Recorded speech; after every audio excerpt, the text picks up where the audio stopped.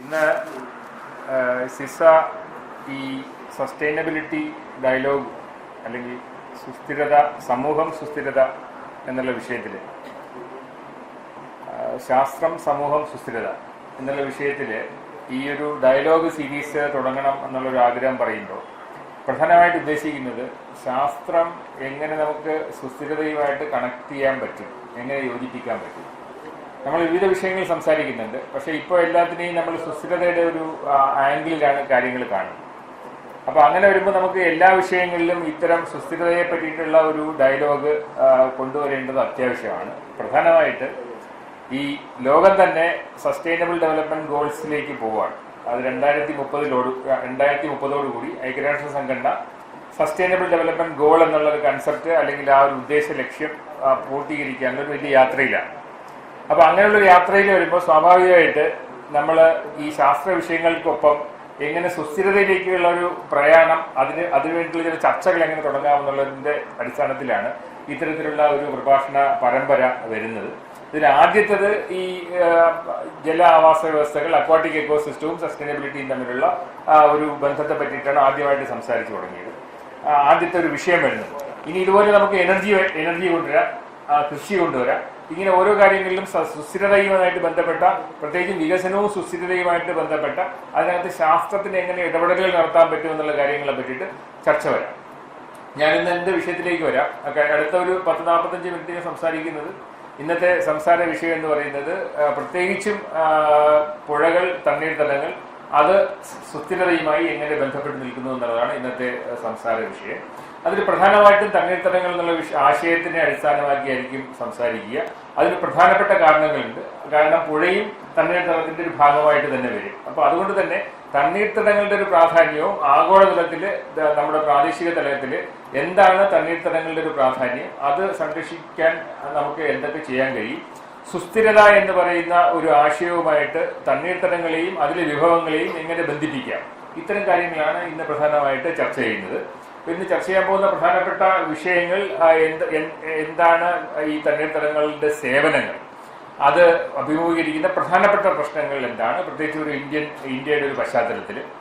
അതുപോലെ തന്നെ സുസ്ഥിര വികസനങ്ങൾ ലക്ഷ്യങ്ങളും ഈ തണ്ണീർത്തടങ്ങളുമായിട്ട് നമുക്ക് എങ്ങനെ ബന്ധിപ്പിക്കാം, എങ്ങനെയാണ് നമുക്കൊരു സംയോജിത പരിപാലന പരിപാടിയിലേക്ക് നീങ്ങാൻ കഴിയുക എന്നുള്ളതാണ് ഇന്ന് പ്രധാനമായിട്ടും ചർച്ച ചെയ്യാൻ കഴിയുക. നമുക്ക് എല്ലാവർക്കും അറിയാം, ചരിത്രപരമായിട്ട് മനുഷ്യൻ യാത്രകൾ ചെയ്യാൻ തുടങ്ങിയ സമയത്ത്, അതിനുശേഷം പിന്നീട് കൃഷിയിലേക്ക് തിരിഞ്ഞിട്ട് ഈ നദിയോരങ്ങളിൽ താമസിക്കാൻ തുടങ്ങിയപ്പോൾ ആദ്യമായിട്ട് മനുഷ്യൻ കണ്ടെത്തിയത് ഈ യാത്രകളൊന്നും വേണ്ട, എവിടെയെങ്കിലും പ്രത്യേകിച്ച് ഫലഭൂയിഷ്ടിയുള്ള ഒരു മണ്ണ് ഉണ്ടെങ്കിൽ നമുക്കവിടെ താമസിക്കാം, കൃഷി ചെയ്യാം എന്നൊക്കെയാണ്. അപ്പോൾ വെള്ളവുമായിട്ടുള്ള അല്ലെങ്കിൽ ജലാശയങ്ങളുമായിട്ട് തണ്ണീർത്തടങ്ങളുമായിട്ടുള്ള മനുഷ്യന്റെ ബന്ധമെന്ന് പറയുന്നത് മനുഷ്യന്റെ യാത്രകളിൽ തന്നെ തുടങ്ങിയതാണ്. അപ്പോൾ ഈ യാത്രകളിൽ തുടങ്ങുമ്പോൾ തന്നെ മനുഷ്യന്റെ ആഹാര പദാർത്ഥങ്ങളൊക്കെ തന്നെ ഈ വെറ്റ്ലാൻഡുകളിൽ നിന്ന് അല്ലെങ്കിൽ തണ്ണീർത്തടങ്ങളിൽ നിന്നും കിട്ടും എന്നുള്ളൊരു വലിയ തിരിച്ചറിവിൽ നിന്നാണ് മനുഷ്യനും ജലാശയങ്ങളെ മനുഷ്യന് ഉൽപ്പന്നങ്ങൾ ഉണ്ടാക്കാനുള്ള ഒരു മാധ്യമമായിട്ട് മാറ്റുന്നത് എന്നുള്ളത് നമുക്ക് മനസ്സിലാക്കണം. അപ്പൊ ഇതൊരു വലിയൊരു ചരിത്രമാണ് മനുഷ്യന്റെ. അതുപോലെ തന്നെ ലോകത്തെ എല്ലാ സംസ്കാരങ്ങളും രൂപപ്പെട്ടു വന്നതും ഈ നദീതടങ്ങളിലാണ്. ഈ സംസ്കാരങ്ങൾ ഇല്ലാതായത്, അത് സിന്ധു നദീതട സംസ്കാരം മാത്രമല്ല, അത് മെസോപ്പൊട്ടാമിയൻ സംസ്കാരമായാലും ലോകത്തെ ഏറ്റവും പ്രശസ്തമായ എല്ലാ സംസ്കാരങ്ങളും ഇല്ലാതായതും ചില പരിസ്ഥിതി നാശത്തിന്റെയും കൂടെ തുടർച്ചയാണെന്നുള്ളതും കൂടി നമ്മൾ കണക്കാക്കേണ്ടി വരും എന്നുള്ളതാണ്. അതാണ് ഇതിനെപ്പറ്റിയുള്ള ഏറ്റവും പ്രധാനപ്പെട്ട ഒരു ലിങ്ക് എന്ന് പറയുന്നത്. അതുപോലെ തന്നെ നമുക്ക് ഇന്ന് ഭൂമിയിലെ മനുഷ്യന് ജലലഭ്യത ഉറപ്പുവരുത്തണമെങ്കിൽ അത് ഈ തണ്ണീർത്തടങ്ങൾ ഉണ്ടായേ തീരൂ എന്നുള്ളൊരു തിരിച്ചറിവ് ഉണ്ടായിട്ടുണ്ട്. അതുകൊണ്ട് തന്നെ തണ്ണീർത്തടങ്ങളെ തണ്ണീർത്തടങ്ങളായിട്ട് മാത്രമല്ല കാണേണ്ടതെന്നും തണ്ണീർത്തടങ്ങളും നമ്മുടെ കരഭൂമിയുമായിട്ടും മറ്റ് ആവാസ വ്യവസ്ഥകളുമായിട്ടും ഒരു പരസ്പര ബന്ധമുണ്ടെന്നുള്ളതും ഈ പാരസ്പര്യവും കൂടെ തിരിച്ചറിയുമ്പോഴാണ് ഈ വെറ്റ്ലാൻഡ്സിന്റെ ഒരു പ്രാധാന്യത്തിലേക്ക് നമ്മൾ വരുന്നത് എന്നുള്ളതാണ്. അത് നമുക്ക് തുടർന്ന് ചർച്ച ചെയ്യാം. അപ്പോൾ സ്വാഭാവികമായിട്ടും മനുഷ്യന് ചരിത്രപരമായിട്ട് ഏറ്റവും അധികം ഒരു ബന്ധം, ഒരു പൊക്കിൾക്കൊടി ബന്ധമുള്ളത് ജലാശയങ്ങളുമായിട്ടാണ്, പ്രത്യേകിച്ച് തണ്ണീർത്തടങ്ങളുമായിട്ടാണ്. അത് മനുഷ്യന്റെ നാഗരികതയുമായിട്ടും കൂടി ബന്ധപ്പെട്ട് കിടക്കുന്നു. ഇന്ന് മനുഷ്യന്റെ ജലവുമായിട്ട് ബന്ധപ്പെട്ട എല്ലാ ആവശ്യങ്ങൾക്കും തീർച്ചയായിട്ടും നമുക്ക് തണ്ണീർത്തടങ്ങളെ മാത്രം ആശ്രയിക്കേണ്ട ഒരു സാഹചര്യവും കൂടി നിലവിലുണ്ട് എന്നുള്ളതാണ്. അപ്പോൾ സാധാരണഗതിയിൽ ഒരു തണ്ണീർത്തടം എന്ന് പറയുന്നത് വിവിധ തരത്തിലുള്ള ആവാസ വ്യവസ്ഥകൾ അതിനകത്ത് ഉൾപ്പെടുന്നുണ്ട്. ഉദാഹരണം, നമ്മൾ കരയിലേക്ക് വന്നു കഴിഞ്ഞാൽ, ഉൾനാട്ടിലേക്ക് വന്നു കഴിഞ്ഞാൽ അത് ചതുപ്പുകൾ വരും, കുളങ്ങൾ വരും, അതുപോലെ തന്നെ തടാകങ്ങൾ വരും, അതുപോലെ തന്നെ പുഴയുടെ ഒരു പ്രധാനപ്പെട്ട ഭാഗമൊക്കെ അതിൻ്റെ ഒരു ഭാഗമാണ്. അതുപോലെ തന്നെ പുഴ കരകവിഞ്ഞൊഴുകുമ്പോൾ ഈ വെള്ളപ്പൊക്കം വരുന്ന പ്രദേശങ്ങൾ നമ്മൾ ഫ്ലഡ് പ്ലെയിൻ എന്ന് പറയും. ഫ്ലഡ് പ്ലെയിനും ഒക്കെ ഇതിനകത്ത് ചേർന്ന് വരുന്ന ഒരു ആവാസ വ്യവസ്ഥയാണ്. തീരപ്രദേശങ്ങളിൽ വന്നു കഴിഞ്ഞാൽ കണ്ടൽക്കാടുകൾ, അതുപോലെ തന്നെ സാൾട്ട് മാർഷസ്, അഴിമുഖങ്ങൾ, ലഗൂണുകൾ, ഇതെല്ലാം ഉൾപ്പെടെയുള്ള ഒരു പ്രദേശമെല്ലാം നമുക്ക് തണ്ണീർത്തടങ്ങളായിട്ട് പരിഗണിക്കാം. ഇതിനോടൊപ്പം തന്നെ നമുക്ക് മനുഷ്യൻ തന്നെ നിർമ്മിച്ച ആർട്ടിഫിഷ്യലായിട്ട് മനുഷ്യനിർമ്മിതമായ തണ്ണീർത്തടങ്ങളുണ്ട്. അത് പിന്നെ മത്സ്യക്കുളങ്ങളാകാം, അതുപോലെ തന്നെ കൃഷിയിടങ്ങളാകാം, പ്രത്യേകിച്ച് വയലുകളാകാം. ഇതെല്ലാം മനുഷ്യനിർമ്മിതമായ തണ്ണീർത്തടങ്ങളാണ്. ഇതിനെല്ലാം ഒരു സമാന സ്വഭാവമുണ്ട്.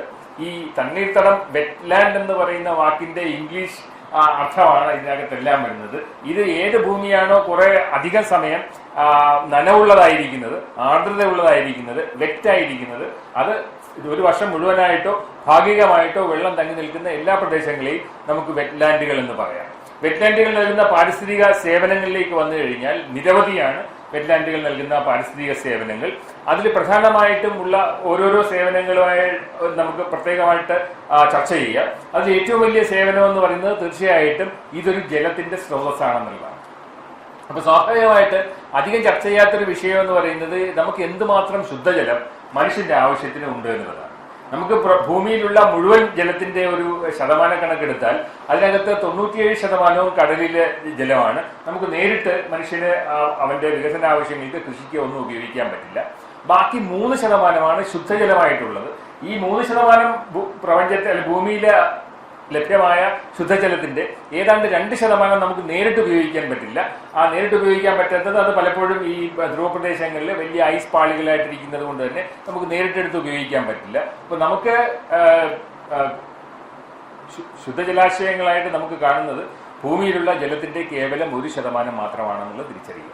ഇപ്പൊ കേവലം 1% ജലം ഭൂമിയിൽ അവൈലബിൾ ആയിട്ടുള്ള അല്ലെങ്കിൽ ലഭ്യമായിട്ടുള്ള കേവലം 1% ജലത്തിലാണ് ഈ സകലമാന ശുദ്ധജലാശയങ്ങളും തണ്ണീർത്തടങ്ങളും കാണപ്പെടുന്നത്. ലോകത്തെ ഏറ്റവും അധികം ജൈവവൈവിധ്യം കാണപ്പെടുന്നതും ഭൂമിയിൽ ലഭ്യമായിട്ടുള്ള 1% ജലത്തിലാണ് എന്നുള്ള ഒരു ധാരണ വരണം. അപ്പൊ നമുക്കറിയാം സ്വാഭാവികമായിട്ടും അതിലുണ്ടാകുന്ന സമ്മർദ്ദങ്ങളെ പറ്റിയിട്ട് നമുക്ക് നല്ലൊരു ധാരണ ഉണ്ടാകാം എന്നുള്ളതാണ്. ഇത് ഒന്നാമത്തെ കാര്യം. അപ്പൊ ലോകത്തെ ഏറ്റവും വലിയ ശുദ്ധജലത്തിന്റെ സ്രോതസ് എന്ന് പറയുന്നത് തീർച്ചയായിട്ടും തണ്ണീർത്തടങ്ങളാണ്. അതിനകത്ത് ഏതാണ്ട് ഒരു മനുഷ്യന് ശരാശരി ഒരു 20 മുതൽ 50 ലിറ്റർ വരെ ഓരോ പ്രദേശത്തിലെ ഉപയോഗത്തിന്റെ രീതി അനുസരിച്ച് മനുഷ്യന് ആവശ്യമാണ് എന്നുള്ളതാണ് കണക്ക്. പ്രത്യേകിച്ചും കുടിവെള്ളമായിട്ടും മറ്റ് ആഹാരം പാകം ചെയ്യുന്നതിനും വൃത്തിയാക്കുന്നതിനും ഒക്കെ ആയിട്ടാണ് ഇത് ആവശ്യം വരുന്നത്. അത് മാത്രമല്ല, ഇതിനകത്ത് പ്രത്യേകിച്ച് ഏഷ്യയിലുള്ള നല്ലൊരു വിഭാഗം ആൾക്കാർ ഭൂഗർഭജലത്തിനെയാണ് നമ്മൾ ആശ്രയിക്കുന്നത്. ഈ ഭൂഗർഭജലത്തിന്റെ പ്രധാനപ്പെട്ട സ്രോതസ് എന്ന് പറയുന്നത് തീർച്ചയായിട്ടും തണ്ണീർത്തടങ്ങളാണ്. അപ്പൊ അതുകൊണ്ട് തന്നെ നമുക്ക് തണ്ണീർത്തടങ്ങളിൽ ഒരു പ്രാധാന്യം മനസ്സിലായി. പ്രധാനമായിട്ടും ഇത് കുടിവെള്ളത്തിന്റെ, ശുദ്ധജലത്തിന്റെ ഒരു പ്രധാനപ്പെട്ട സ്രോതസ്സാണ് എന്നുള്ളതാണ്.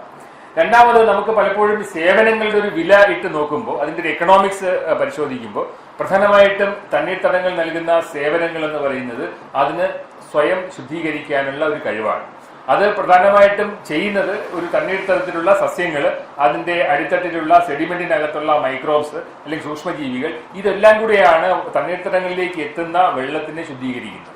അപ്പൊ ആ ശുദ്ധീകരിച്ച വെള്ളമാണ് പലപ്പോഴും കിണറുകളിലേക്ക് നമുക്ക് ഗ്രൗണ്ട് വാട്ടറായിട്ട് പിന്നീട് മാറുന്നത് എന്നുള്ളതാണ്. അപ്പൊ ഈ സേവനം എന്ന് പറയുന്നത് പലപ്പോഴും വിഷാംശമുള്ള വസ്തുക്കളെ വിഷാംശമല്ലാതാക്കുന്ന ഒരു സേവനം നൽകുന്നത് പലപ്പോഴും ഈ തണ്ണീർത്തടങ്ങളുമായിട്ട് ബന്ധപ്പെട്ട് കാണുന്ന സസ്യങ്ങളും അതുപോലെ തന്നെ സൂക്ഷ്മജീവികളുമാണെന്നുള്ളതാണ്. ഇതൊരു വലിയ കഴിവാണ്. അതുകൊണ്ടാണ് പലപ്പോഴും ഈ മഴക്കാലത്തിന് ശേഷം കലങ്ങിയ വെള്ളം എവിടെയെങ്കിലും വയലിലോ അല്ലെങ്കിൽ ഏതെങ്കിലും ചതുപ്പുകളിലോ ഒക്കെ എത്തിപ്പെട്ട് കഴിഞ്ഞാൽ കുറച്ചു കാലം കഴിയുമ്പോൾ വളരെ നല്ല തെളിമയായിരുന്ന വെള്ളമായിട്ട് മാറുന്നെങ്കിൽ അതിനകത്തുള്ള പലതരത്തിലുള്ള പ്രവർത്തനങ്ങൾ നടക്കുന്നുണ്ട്. ഒന്ന്, ആദ്യം സെഡിമെന്റേഷൻ നടക്കുന്നുണ്ട്. സെഡിമെന്റേഷൻ നടന്നു കഴിഞ്ഞാൽ അടിത്തട്ടിലെത്തിക്കഴിഞ്ഞാൽ അതിനകത്തുള്ള വിഷാംശമുള്ള വസ്തുക്കളെ പലതിനെയും ശുദ്ധീകരിക്കാനുള്ള കഴിവ് അവിടെയുള്ള സൂക്ഷ്മജീവികൾക്കുണ്ട്. അപ്പൊ ഇങ്ങനെ ഒരു ധർമ്മം അത് നടത്തുന്നത് കൊണ്ട് തന്നെ ഭൂമിയിലെ വൃക്കകൾ അല്ലെങ്കിൽ കിഡ്നീസ് ഓഫ് നേച്ചർ എന്ന് പറയുന്നതെല്ലാം തണ്ണീർത്തടങ്ങളെയാണ് എന്നുള്ളതാണ്. അപ്പൊ അതൊരു വലിയ ഒരു പ്രത്യേക കഴിവാണ്. ഇതേ കാര്യങ്ങൾ തന്നെ ഒരു ഫാക്ടറിയിലെ ഒരു കൃത്രിമ സംവിധാനത്തിൽ നമ്മൾ ചെയ്തെങ്കിൽ ഏതൊരു ചെറിയ ഒരു തണ്ണീർത്തടങ്ങളിൽ നിന്ന് സേവനം എന്ന് പറയുന്നത് ഏതാണ്ട് 2 ദശലക്ഷം US ഡോളറിന് സമാനമാണ് എന്നുള്ളതാണ്. നമ്മളൊരു കൃത്രിമ സംവിധാനം ഉപയോഗിച്ച് ഇതിനെ ഈ മാലിന്യങ്ങളെയൊക്കെ ശുദ്ധീകരിക്കുമെങ്കിൽ അതിന് വേണ്ടി വരുന്ന ചെലവിനെയാണ് ഈ 2 മില്യൺ ഡോളർ എന്ന് പറയുന്നത് ഓരോ വർഷവും. അപ്പൊ അതിന്റെ അർത്ഥം ഈ സേവനങ്ങളൊക്കെ നമുക്ക് വെറുതെ കിട്ടുന്നതാണ് എന്നുള്ളതാണ്. അത് മാത്രമല്ല, നമുക്ക് അവിടെയുള്ള ജീവികൾ നൽകുന്ന സേവനങ്ങൾ പലപ്പോഴും നമ്മൾ കണക്കാക്കാറില്ല. ഉദാഹരണം, ഒരു തണ്ണീർത്തടത്തിൽ കാണുന്ന ഒരു മൊളസ്ക്, നമ്മൾ മുരിങ്ങ എന്ന് പറയുന്ന, കക്ക എന്ന് പറയുന്ന ഒരു ജീവിക്ക് ഒരു അഡൽട്ടിന് ഒരു സിംഗിൾ അഡൽട്ടിന് ഒരു ടൈഡൽ ഫ്ലാറ്റിൽ കാണുന്നത് ഏതാണ്ട് 200 ലിറ്റർ വെള്ളം ഓരോ ദിവസവും ഫിൽട്ടർ ചെയ്യാനുള്ള ഒരു കഴിവുണ്ട്. അപ്പൊ ഇത്രയും ഫിൽട്ടർ ചെയ്യുമ്പോൾ അതിനോടൊപ്പം തന്നെ അതിനകത്തുള്ള മറ്റ് പല വിഷാംശമുള്ള വസ്തുക്കളും നീക്കം ചെയ്യപ്പെടുകയും ചെയ്യുന്നുണ്ട്.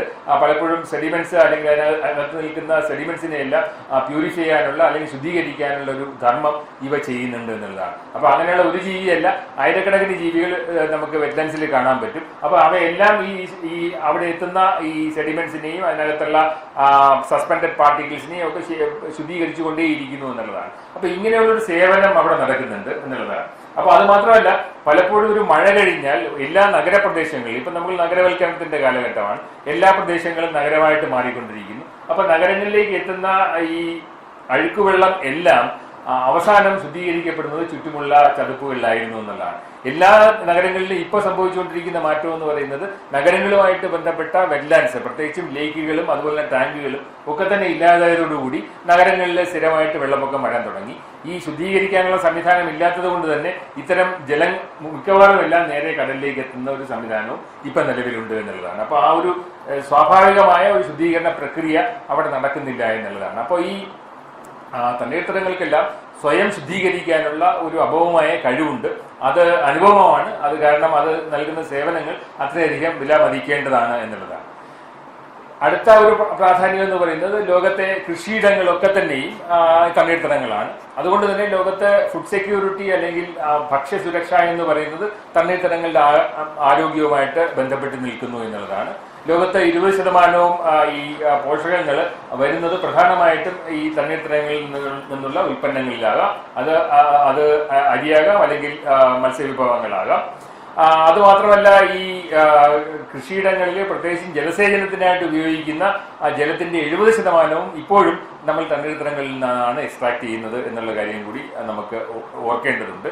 അത് മാത്രമല്ല, ഇത് ഏറ്റവും കൂടുതൽ ഇത്തരത്തിലുള്ളൊരു ഈ വിഭവങ്ങൾ തണ്ണീർത്തടങ്ങൾ വിഭവങ്ങളുമായിട്ട് ആശ്രയിച്ച് ജീവിക്കുന്നത് ഏഷ്യൻ രാജ്യങ്ങളിലാണ്, ബാക്കിയുള്ളവ ആഫ്രിക്കയിലുമാണ് എന്നുള്ളത് ഓർക്കുക. അപ്പൊ സാധാരണ ജനങ്ങളുടെ ജീവസന്ധാരണവുമായിട്ടും ഈ തണ്ണീർത്തടങ്ങൾ നേരിട്ട് ബന്ധപ്പെട്ട് നിൽക്കുന്നു എന്നുള്ളതാണ്.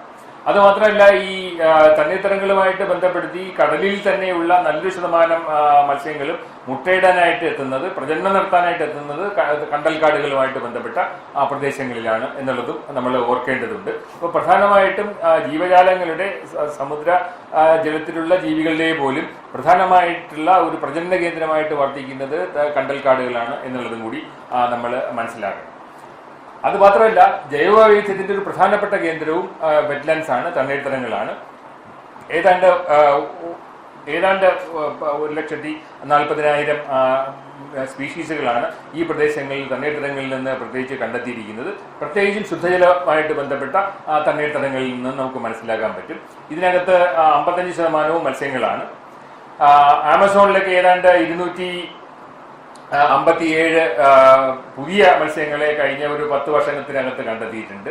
പശ്ചിമഘട്ടത്തിൽ തന്നെ കഴിഞ്ഞൊരു 10 വർഷങ്ങളിൽ ഏതാണ്ട് 30ഓളം പുതിയ മത്സ്യങ്ങളെ കണ്ടെത്തിയിരിക്കുന്നതും ശുദ്ധജലാശയങ്ങളിൽ നിന്നാണ്. അതിന്റെ അർത്ഥം ഒരുപാട് ജീവജാലങ്ങൾ ഇനിയും കണ്ടെത്താനുള്ള പ്രദേശങ്ങളാണ് എന്ന് നമുക്ക് മനസ്സിലാക്കണം.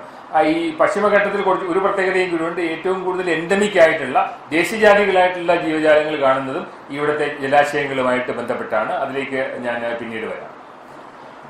നമ്മളിപ്പോൾ ഈ കാലാവസ്ഥാ മാറ്റത്തിന്റെ ഒരു പ്രധാന കാലഘട്ടത്തിൽ കൂടെ കടന്നു പോകുമ്പോൾ ഈ കാലാവസ്ഥാ മാറ്റത്തിനെ പ്രതിരോധിക്കാനുള്ള ഒരു വലിയ സംവിധാനമായിട്ടും കൂടി നമുക്ക് തണ്ണീർത്തടങ്ങളെ കാണേണ്ടി വരും എന്നുള്ളതാണ്. പ്രധാനമായിട്ടും ഈ പീറ്റ് ലാൻഡ് എന്ന് പറയുന്നത് പ്രധാനമായിട്ടും ഈ കരഭൂമിയിൽ കാണുന്നവയാണ്. ലോകത്ത് പ്രത്യേകിച്ചും വലിയ മരങ്ങളൊക്കെ വീണ് അതിൻ്റെ ഇലയൊക്കെ വീണ് ചീഞ്ഞ് ഒരു ജൈവ വസ്തുക്കളെല്ലാം അടിത്തട്ടിൽ സ്പോഞ്ച് പോലെ കാണപ്പെടുന്ന ഒരുപാട് പ്രദേശങ്ങൾ നമ്മുടെ കാട്ടിൽ തന്നെയുണ്ട്, കാടുമായിട്ട് ബന്ധപ്പെട്ട പ്രദേശങ്ങളിലുണ്ട്.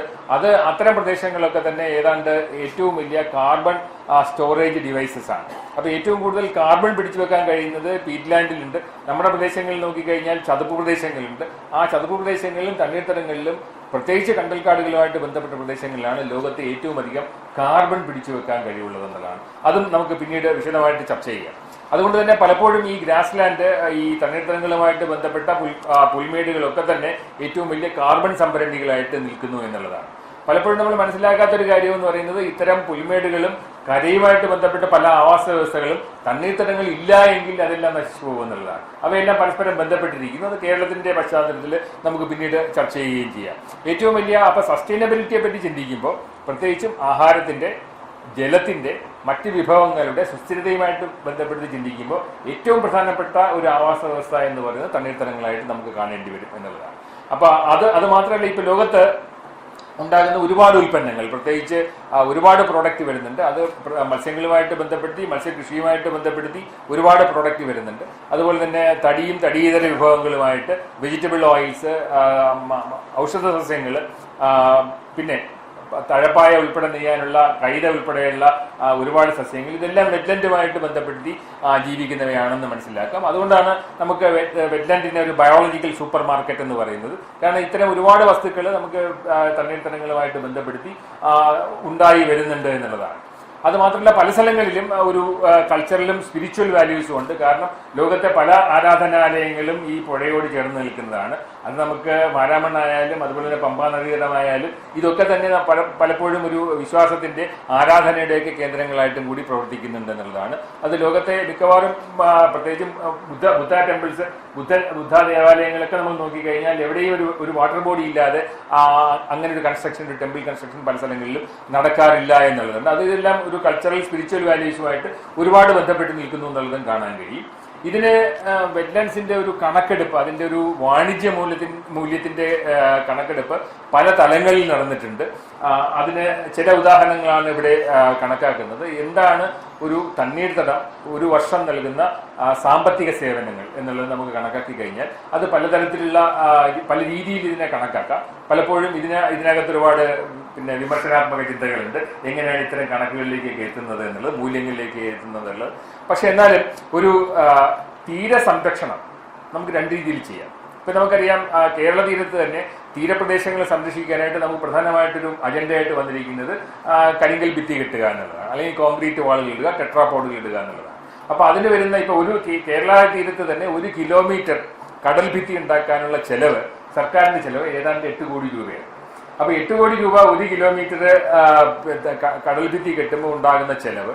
അതേസമയം സ്വാഭാവികമായിട്ട് തീരപ്രദേശങ്ങളിൽ ഒരു നാച്ചുറൽ ഡിഫൻസ് മെക്കാനിസമായിട്ട് കണ്ടൽക്കാടുകളോ മറ്റ് സസ്യങ്ങളോ ഉണ്ടായിരുന്നുവെങ്കിൽ അത് ഓരോ വർഷവും നൽകുന്ന സേവനങ്ങൾ എന്ന് പറയുന്നത് ഏതാണ്ട് 23 ബില്യൺ ഡോളറാണ് എന്നുള്ളതാണ് ഒരു കണക്കിൽ വരുന്നത്. അങ്ങനെ നമുക്ക് ഏത് രീതിയിൽ വേണമെങ്കിലും ഇതിന്റെ കണക്കെടുപ്പിനെ പറ്റിയിട്ട് വിശദമായ ചർച്ചകൾ, വിമർശനങ്ങളൊക്കെ നടക്കുന്നുണ്ടെങ്കിൽ പോലും നമുക്ക് ഇത് ഓരോ വർഷവും തണ്ണീർത്തടങ്ങൾ പരിസ്ഥിതി സംരക്ഷണ രംഗത്ത്, തീരദേശ സംരക്ഷണ രംഗത്ത്, ആരോഗ്യ സംരക്ഷണ രംഗത്ത്, അതുപോലെ തന്നെ ഭക്ഷ്യോൽപാദന രംഗത്തൊക്കെ നൽകുന്ന സേവനങ്ങൾ വിലമതിക്കാനാവാത്തതാണ് എന്നുള്ള ഒരു കാര്യവും കൂടി നമ്മൾ ഓർക്കണം എന്നുള്ളതാണ്. ഇപ്പോൾ കാലാവസ്ഥാ മാറ്റവുമായിട്ട് ബന്ധപ്പെടുത്തി ചിന്തിക്കുകയാണെന്നുണ്ടെങ്കിൽ പ്രധാനമായിട്ടും ബ്ലൂ കാർബൺ എന്നുള്ളൊരു വാക്ക് നിങ്ങൾ കേട്ടിട്ടുണ്ടാവും. ഈ ബ്ലൂ കാർബൺ എന്ന് പറയുന്നത് ഇന്ന് നമുക്ക് അന്തരീക്ഷത്തിലെ കാർബൺ ഡൈ ഓക്സൈഡിന്റെ അളവ് കൂടുന്നതാണ് പ്രധാനപ്പെട്ട ഒരു വെല്ലുവിളി ഈ കാലാവസ്ഥാ മാറ്റവുമായിട്ട് ബന്ധപ്പെടുത്തി. അപ്പൊ ഈ അപ്പൊ കാർബൺ ഡൈ ഓക്സൈഡിനെ തിരിച്ചെടുക്കാൻ ഭൂമിയിലേക്ക് എത്തിക്കാനുള്ള ഒരു സംവിധാനമാണ് സസ്യങ്ങൾ, നമുക്ക് എല്ലാവർക്കും അറിയാം. പക്ഷെ എല്ലാ സസ്യങ്ങളും ഇത് ഒരുപോലെയല്ല പ്രവർത്തിക്കുന്നത്. ഒരു മഴക്കാട് നൽകുന്ന സേവനത്തിനേക്കാളും കൂടുതൽ സേവനങ്ങൾ നൽകുന്നത് ഒരുപക്ഷെ കണ്ടൽക്കാടുകളായിരിക്കാം. അതിന് പ്രധാനപ്പെട്ട ഒരു കാരണമുണ്ട്. 2 രീതിയിലുള്ള പ്രവർത്തനങ്ങൾ ഇവിടെ നടക്കുന്നുണ്ട്. കണ്ടൽക്കാടുകളും ഈ സാധാരണ വനപ്രദേശങ്ങളുമായിട്ടുള്ള പ്രധാനപ്പെട്ട വ്യത്യാസം എന്ന് പറയുന്നത് അതിന്റെ ഇലച്ചാർത്തുകൾ, കനോപ്പിയില് അല്ലെങ്കിൽ ഈ കാർബൺ ഡൈ ഓക്സൈഡ് വലിച്ചെടുത്ത് അതിന്റെ മൊത്തം ഒരു ഒരു ഒരു ഒരു മരത്തിന്റെ നിർമ്മിതിക്ക് വേണ്ടിയിട്ട് ഈ കാർബൺ ഡൈ ഓക്സൈഡ് മാറ്റുന്നു, അല്ലെങ്കിൽ അതിന്റെ ശരീരമായ വിവിധ വസ്തുക്കളായിട്ട് മാറ്റപ്പെടുന്നു എന്നുള്ളതാണ്. ഇതിനെയാണ് നമ്മൾ വളരെ ബുദ്ധിമുട്ടി കാർബൺ സീക്വസ്ട്രേഷൻ എന്ന് പറയുന്നത്. കാർബൺ ഡൈ ഓക്സൈഡ് പിടിച്ചെടുത്ത് പ്രകാശ സംശ്ലേഷണം വഴി അതിന്റെ തടിയായിട്ട് മാറ്റുക, അതിന്റെ വളരാനുള്ള ജീവപ്രക്രിയയുടെ ഭാഗമായിട്ട് മാറ്റുക എന്നുള്ളതാണ് കാർബൺ സീക്വസ്ട്രേഷൻ. രണ്ട് രീതിയിൽ വരുന്നുണ്ട്. കാർബൺ ഡൈ ഓക്സൈഡ് ഇത്തരം മരങ്ങൾ അതിന്റെ ശരീരത്തിലേക്ക് സൂക്ഷിക്കുന്നുണ്ട്. പിന്നെ അധികം വരുന്ന കാർബൺ ഡൈ ഓക്സൈഡ് വേരുകൾ വഴി മണ്ണിലേക്ക് ഇറക്കി വിടുന്നുണ്ട്. അപ്പം വേര് വഴി മണ്ണിലേക്ക് ഇറക്കി വിടുന്നതിനകത്ത് ഏറ്റവും നന്നായിട്ട് ചെയ്യാൻ കഴിയുക എന്ന് പറയുന്നത് കണ്ടൽ ചെടികൾക്കാണ്.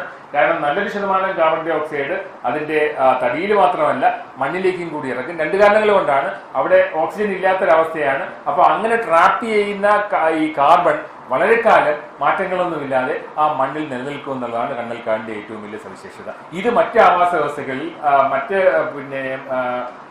പ്രത്യേകിച്ച് വനപ്രദേശങ്ങളിൽ സംഭവിക്കുന്നില്ല. അവിടുത്തെ പ്രധാനപ്പെട്ട വ്യത്യാസം അതാണ്.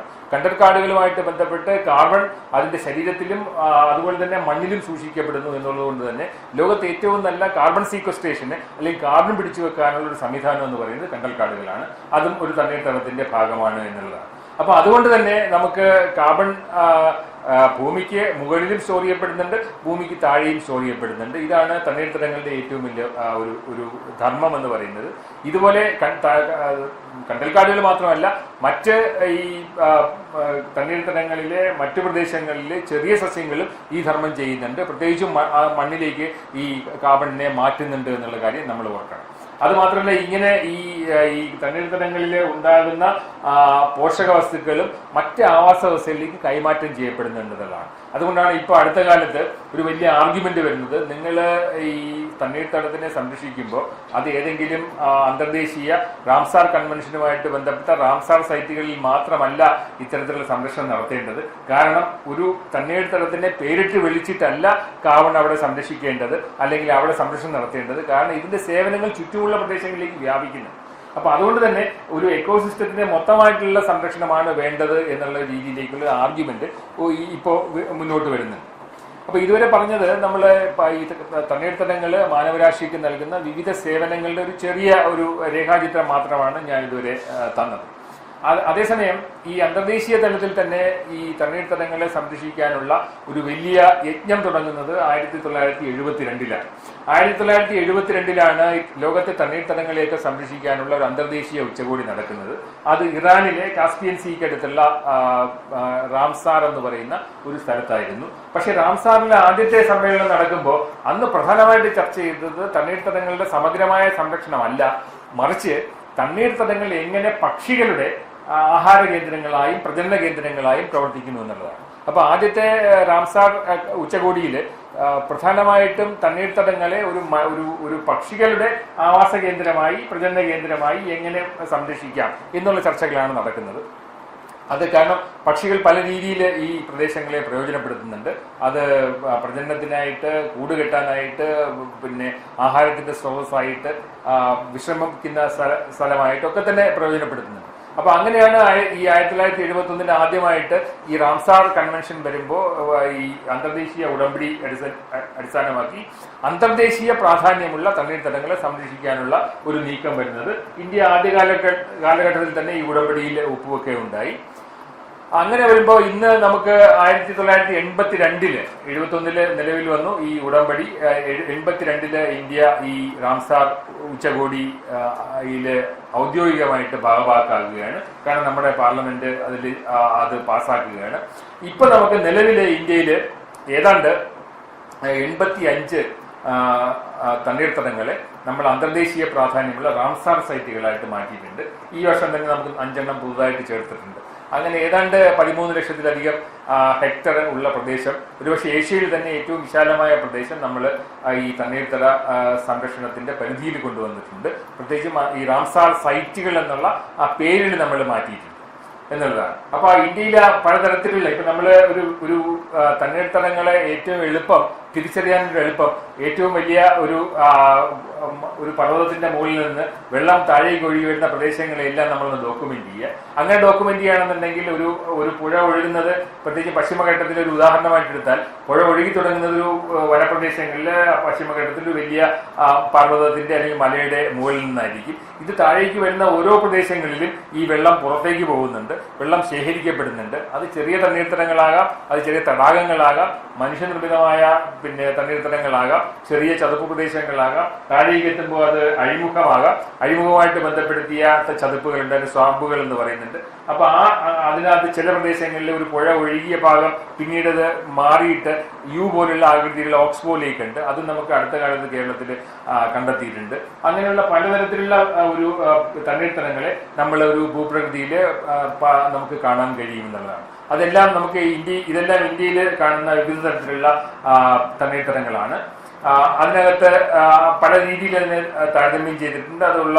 അതിന്റെ ഏതാണ്ടൊരു കണക്കാണ് ഇവിടെ കാണുന്നത്.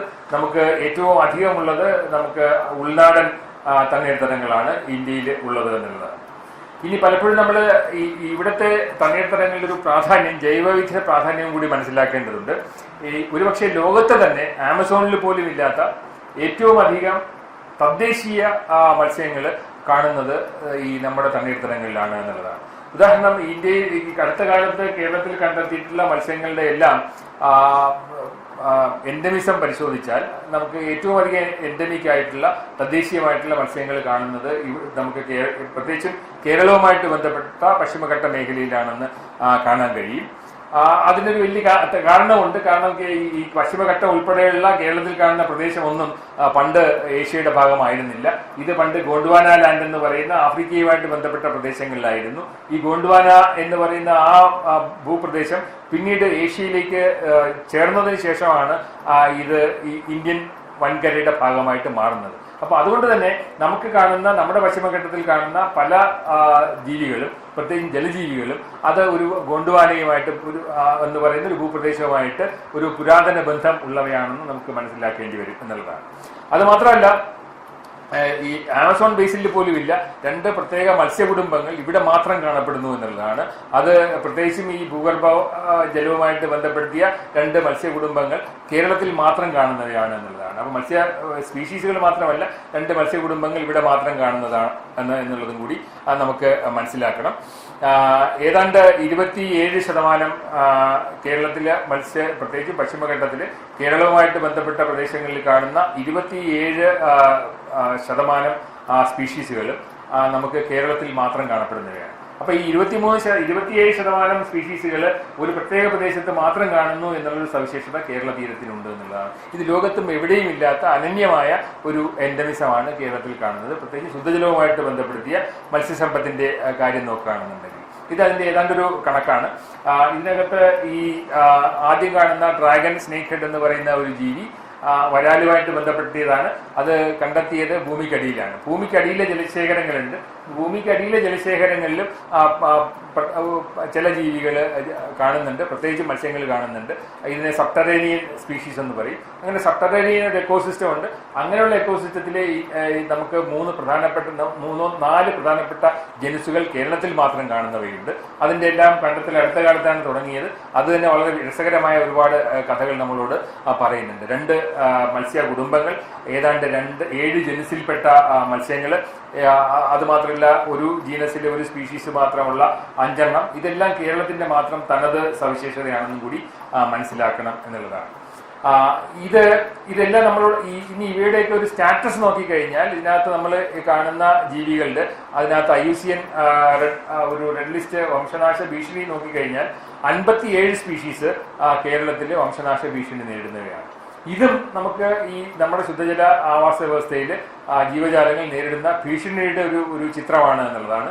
ഏതാണ്ട് 52 സ്പീഷീസ്, 196 52ഓളം സ്പീഷീസ് പലതരത്തിലുള്ള ഭീഷണികൾ നേരിടുന്നവയാണ്, ത്രെട്ടൻഡ് ആണ് എന്നുള്ളതും കൂടി മനസ്സിലാക്കണം. അതിനകത്ത് 7 എണ്ണം ക്രിട്ടിക്കലി എൻഡേഞ്ചേർഡും 31 എണ്ണം എൻഡേഞ്ചേർഡുമാണ്. അല്ലെങ്കിൽ വംശനാശ ഭീഷണി ഏറ്റവും അധികം അളക്കുന്ന ഒരു തോതാണത്. അങ്ങനെയാണ് നമ്മൾ ഈ ശുദ്ധജലത്തിലുള്ള ജൈവ സമ്പന്നതയെ കാണേണ്ടത്. വളരെയധികം ഭീഷണി നേരിടുന്നുണ്ട് എന്നുള്ളതാണ്. ഇനി ഈ കേരളത്തിൽ തന്നെ ഈ ഇത്തരം ജീവജാലങ്ങൾ പ്രത്യേകമായിട്ടും ഏറ്റവും കീ ഫിഷ് ഏരിയാസ് എന്ന് ഐഡന്റിഫൈ ചെയ്തിട്ടുണ്ട്. കേരളത്തിലെ കീ ഫിഷ് ഏരിയ എന്ന് ഐഡന്റിഫൈ ചെയ്തിരിക്കുന്ന പലതും നിങ്ങൾക്ക് ഈ ചിത്രത്തിൽ കാണുന്നത് പോലെ തന്നെ പശ്ചിമഘട്ടവുമായിട്ട് ബന്ധപ്പെട്ടവയാണെന്നും കൂടി കണക്കാക്കേണ്ടി വരും.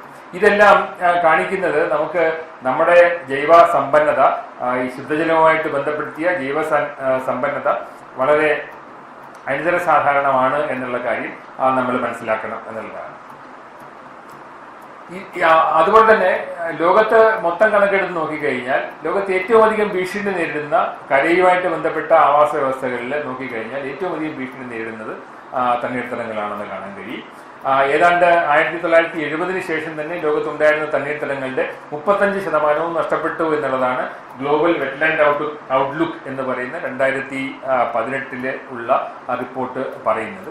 ആ റിപ്പോർട്ട് പറയുന്നതിന്റെ പ്രധാനപ്പെട്ട കാരണം നമ്മൾ ഭൂമിയിൽ വരുത്തിയ മാറ്റങ്ങളാണ്, പ്രത്യേകിച്ച് ലാൻഡ് യൂസിൽ വരുത്തിയ മാറ്റങ്ങളാണ് ഈ തണ്ണീർത്തടങ്ങളെല്ലാം ഇല്ലാതായതെന്ന് നമുക്ക് മനസ്സിലാക്കാം. ഇതിന്റെ ഒരു നേർചിത്രം നോക്കണമെന്നുണ്ടെങ്കിൽ കേരളത്തിന്റെ തൽസ്ഥിതി മാത്രം നോക്കിയാൽ മതി. കേരളത്തിൽ നമുക്കുണ്ടായിരുന്ന ജലാശയങ്ങൾ, പ്രത്യേകിച്ചും ചതുപ്പുകൾ, കുളങ്ങൾ ഒക്കെ തന്നെ കഴിഞ്ഞ ഒരു 10-40 വർഷങ്ങളിലാണ് ഏറ്റവും അധികം ഇല്ലാതായിരിക്കുന്നതെന്ന് കാണാം. ഇത് ഇല്ലാതായതിന്റെ പ്രധാനപ്പെട്ട കാരണം ഭൂമിയിൽ നമ്മൾ വരുത്തുന്ന മാറ്റങ്ങൾ, അത് കൃഷിക്കും വികസന പ്രവർത്തനങ്ങളിലുമാണെന്ന് കാണാൻ കഴിയും. പിന്നെ നമുക്ക് ഈ സുസ്ഥിരതയുമായിട്ട് ബന്ധപ്പെടുത്തി മറ്റൊരു കാര്യം ചർച്ച ചെയ്യേണ്ടത്, ഈ തണ്ണീർത്തടങ്ങളുടെ ഒരു പ്രാധാന്യം പല തലത്തിലുണ്ട്. നമ്മൾ പലപ്പോഴും തണ്ണീർത്തടങ്ങളെ കൃത്യമായിട്ട് പല പഠനങ്ങളിലും ഡോക്യുമെന്റ് ചെയ്തിട്ടുണ്ട്. പക്ഷേ ഈ ഡോക്യുമെന്റ് ചെയ്തത് ഈ രേഖകൾ പലപ്പോഴും ഒരു പബ്ലിക് ഡൊമൈനിൽ അല്ലെങ്കിൽ എല്ലാവർക്കും ലഭ്യമായ രീതിയിൽ കൊടുക്കാനുള്ള ഒരു സംവിധാനം ഒരുക്കാനായിട്ട് നമുക്ക് ഇപ്പോഴും കഴിഞ്ഞിട്ടില്ല എന്നുള്ളതാണ്. അതാണ് ഇതുമായിട്ട് ബന്ധപ്പെട്ട ഡിസ്പ്യൂട്ടുകൾ, ചർച്ചകളൊക്കെ തന്നെ ഒരു കാണിക്കുന്ന ഒരു കാര്യം. കേരളത്തിലെ തണ്ണീർത്തടങ്ങളുടെ കൃത്യമായിട്ടുള്ളൊരു ഡേറ്റാബേസ് നമുക്ക് പബ്ലിക് ഡൊമൈനിൽ ലഭ്യമല്ല എന്നുള്ളതാണ്. തീർച്ചയായിട്ടും നമുക്ക് നൽകാൻ കഴിയുന്ന ഒരു കാര്യമാണ്. പലപ്പോഴും നമുക്ക് വെറ്റ്ലാൻഡിന്റെ ഇൻവെന്ററി ഉണ്ടാക്കിയിട്ടുണ്ട്. ഇപ്പൊ നമുക്ക് വയലുകളുടെ ഒരു ഇൻവെന്ററി ഉണ്ട്, അതുകൊണ്ട് നമുക്ക് വയലുകളുടെ ഒരു കണക്കെടുക്കാം. പക്ഷേ കേരളത്തിൽ നഷ്ടപ്പെട്ട കുളങ്ങളുടെ, നഷ്ടപ്പെട്ട തണ്ണീർത്തടങ്ങളുടെ കൃത്യമായിട്ടൊരു കണക്കില്ല. അത് അത്യാവശ്യമാണ്. തണ്ണീർത്തടങ്ങളുടെ സംരക്ഷണവുമായിട്ട് ബന്ധപ്പെടുത്തി നമുക്ക് ആദ്യം ചെയ്യേണ്ട ഒരു കാര്യം ഈ ഡേറ്റയ്ക്ക് ഒരു ട്രാൻസ്പാരൻസി കൊണ്ടുവരിക എന്നുള്ളതാണ്. അതായത് നമുക്ക് നമ്മുടെ നാട്ടിൽ അവൈലബിൾ ആയിട്ടുള്ള തണ്ണീർത്തടങ്ങളുടെ, കുളങ്ങളും ചതുപ്പുകളും ഉൾപ്പെടെയുള്ള തണ്ണീർത്തടങ്ങളുടെ കൃത്യമായ ഡേറ്റാബേസ് ഉണ്ടാക്കി ആ ഡേറ്റാബേസ് പബ്ലിക് ഡൊമൈനിൽ അല്ലെങ്കിൽ പൊതുജനങ്ങൾക്ക് ലഭ്യമാകുന്ന രീതിയിൽ ലഭ്യമാക്കുക എന്നുള്ളത് സർക്കാരിന്റെ തന്നെ ഒരു ഉത്തരവാദിത്തമാണ്. കാരണം ഇപ്പം നമുക്ക് GIS, റിമോട്ട് സെൻസിങ് ഒക്കെ വരുമ്പോൾ ഇത് വളരെ കൃത്യമായിട്ട് നമുക്ക് ഓരോരുത്തർക്കും കണ്ടെത്താനായിട്ട് കഴിയും. ഇതാണ് ആദ്യം നമുക്ക് സുസ്ഥിരതയുമായിട്ട് ബന്ധപ്പെടുത്തി വേണ്ടത് എന്നുള്ളതാണ്. പല തരത്തിലുള്ള ഭീഷണികൾ ഈ തണ്ണീർത്തടങ്ങൾ നേരിടുന്നുണ്ട്. അത് ഒന്ന് പ്രധാനമായിട്ടും ഈ പ്രദേശങ്ങളിലാണ് ഏറ്റവും അധികം വികസന പ്രവർത്തനം നടക്കുന്നത്. അവിടെയെല്ലാം നമ്മൾ ഈ വെള്ളം തുറന്നു വിടുകയും ആദ്യം ചെയ്യുക, ഒരു തണ്ണീർത്തടം അല്ലാതാക്കാനുള്ള ആദ്യം ചെയ്യേണ്ട ഒരു പണി എന്ന് പറയുന്നത് വെള്ളം ഒഴുക്കി കളയുക എന്നുള്ളതാണ്. അപ്പോൾ അതാണ് ആദ്യം ചെയ്യുന്നത്. നമ്മൾ ഈ വയലുകളിൽ ഉൾപ്പെടെ വെള്ളം ഒഴുക്കി കളയുക, ഡ്രെയിൻ ചെയ്ത് കളയുക, പിന്നെ അത് ഫില്ല് ചെയ്യുക. ഇതാണ് നടക്കുന്ന ഒരു പ്രവർത്തനം. രണ്ടാമത് ഓവർ എക്സ്ട്രാക്ഷൻ ഓഫ് വാട്ടർ. പല സ്ഥലങ്ങളിലും തണ്ണീർത്തടങ്ങളുമായിട്ട് ബന്ധപ്പെട്ട പ്രദേശങ്ങളിൽ നിന്നെല്ലാം അമിതമായിട്ട് വെള്ളം മാറ്റുമ്പോൾ, എക്സ്ട്രാക്ട് ചെയ്യുമ്പോൾ ആ സ്ഥലങ്ങളിൽ കുറച്ച് കഴിയുമ്പോൾ വരണ്ട ഭൂമിയായിട്ട് മാറുന്നുണ്ട്. മലിനീകരണം മറ്റൊരു പ്രശ്നമാണ്. ഓവർ ഫിഷിംഗ് വേറൊരു പ്രശ്നമാണ്. ഇപ്പോൾ അടുത്ത കാലത്ത് ഏറ്റവും വലിയ പ്രശ്നം കാലാവസ്ഥാ മാറ്റവുമായിട്ട് ബന്ധപ്പെടുത്തിയ ഭീഷണികളാണ് എന്നുള്ളതാണ്. അപ്പോൾ നമുക്ക് വെറ്റ്ലാൻഡ്സ് ഏതാണ്ട് കാടിനേക്കാളും ഏതാണ്ട് 3 ഇരട്ടി വേഗത്തിലാണ്, കാട് നഷ്ടപ്പെടുന്നതിനേക്കാളും 3 ഇരട്ടി വേഗത്തിലാണ് തണ്ണീർത്തടങ്ങൾ ഭൂമിയിൽ നിന്ന് നഷ്ടപ്പെട്ടു പോകുന്നതെന്ന് നമുക്കറിയാൻ കഴിയും. പിന്നെ നമുക്ക് കേരളം പോലെ ഒരു സ്ഥലത്ത്, ഇന്ത്യയിൽ പല സ്ഥലങ്ങളിലും നമുക്കൊരു ഭൂവിനിയോഗ നയമില്ല.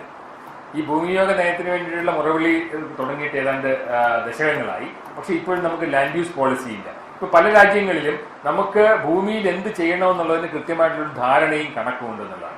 അപ്പോൾ അത് ഉദാഹരണം, ഏത് മേഖലയിലാണ് നമുക്ക് ഇൻഡസ്ട്രി ഉണ്ടാക്കേണ്ടത്, ഏത് മേഖലയിലാണ് നമുക്ക് തണ്ണീർത്തടങ്ങളെ തനതായിട്ട് നിലനിർത്തേണ്ടത്, എവിടെയാണ് ഹ്യൂമൻ സെറ്റിൽമെന്റ് വരേണ്ടത്, ഇങ്ങനെയുള്ള പ്രദേശങ്ങളെ അതിന്റെ ധർമ്മത്തിനനുസരിച്ച് കൃത്യമായിട്ട് ഡിമാർക്കേറ്റ് ചെയ്യേണ്ടുന്ന ഒരു പ്രോസസ്സിനെയാണ് ഈ ജിയോസ്പേഷ്യൽ പ്ലാനിങ് എന്ന് പറയുന്നത്. അപ്പോൾ അങ്ങനെ ഒരു പ്ലാനിങ് ഈ ലാൻഡ് യൂസ് പോളിസിയുടെ ഭാഗമായിട്ട് വരേണ്ടതുണ്ട്.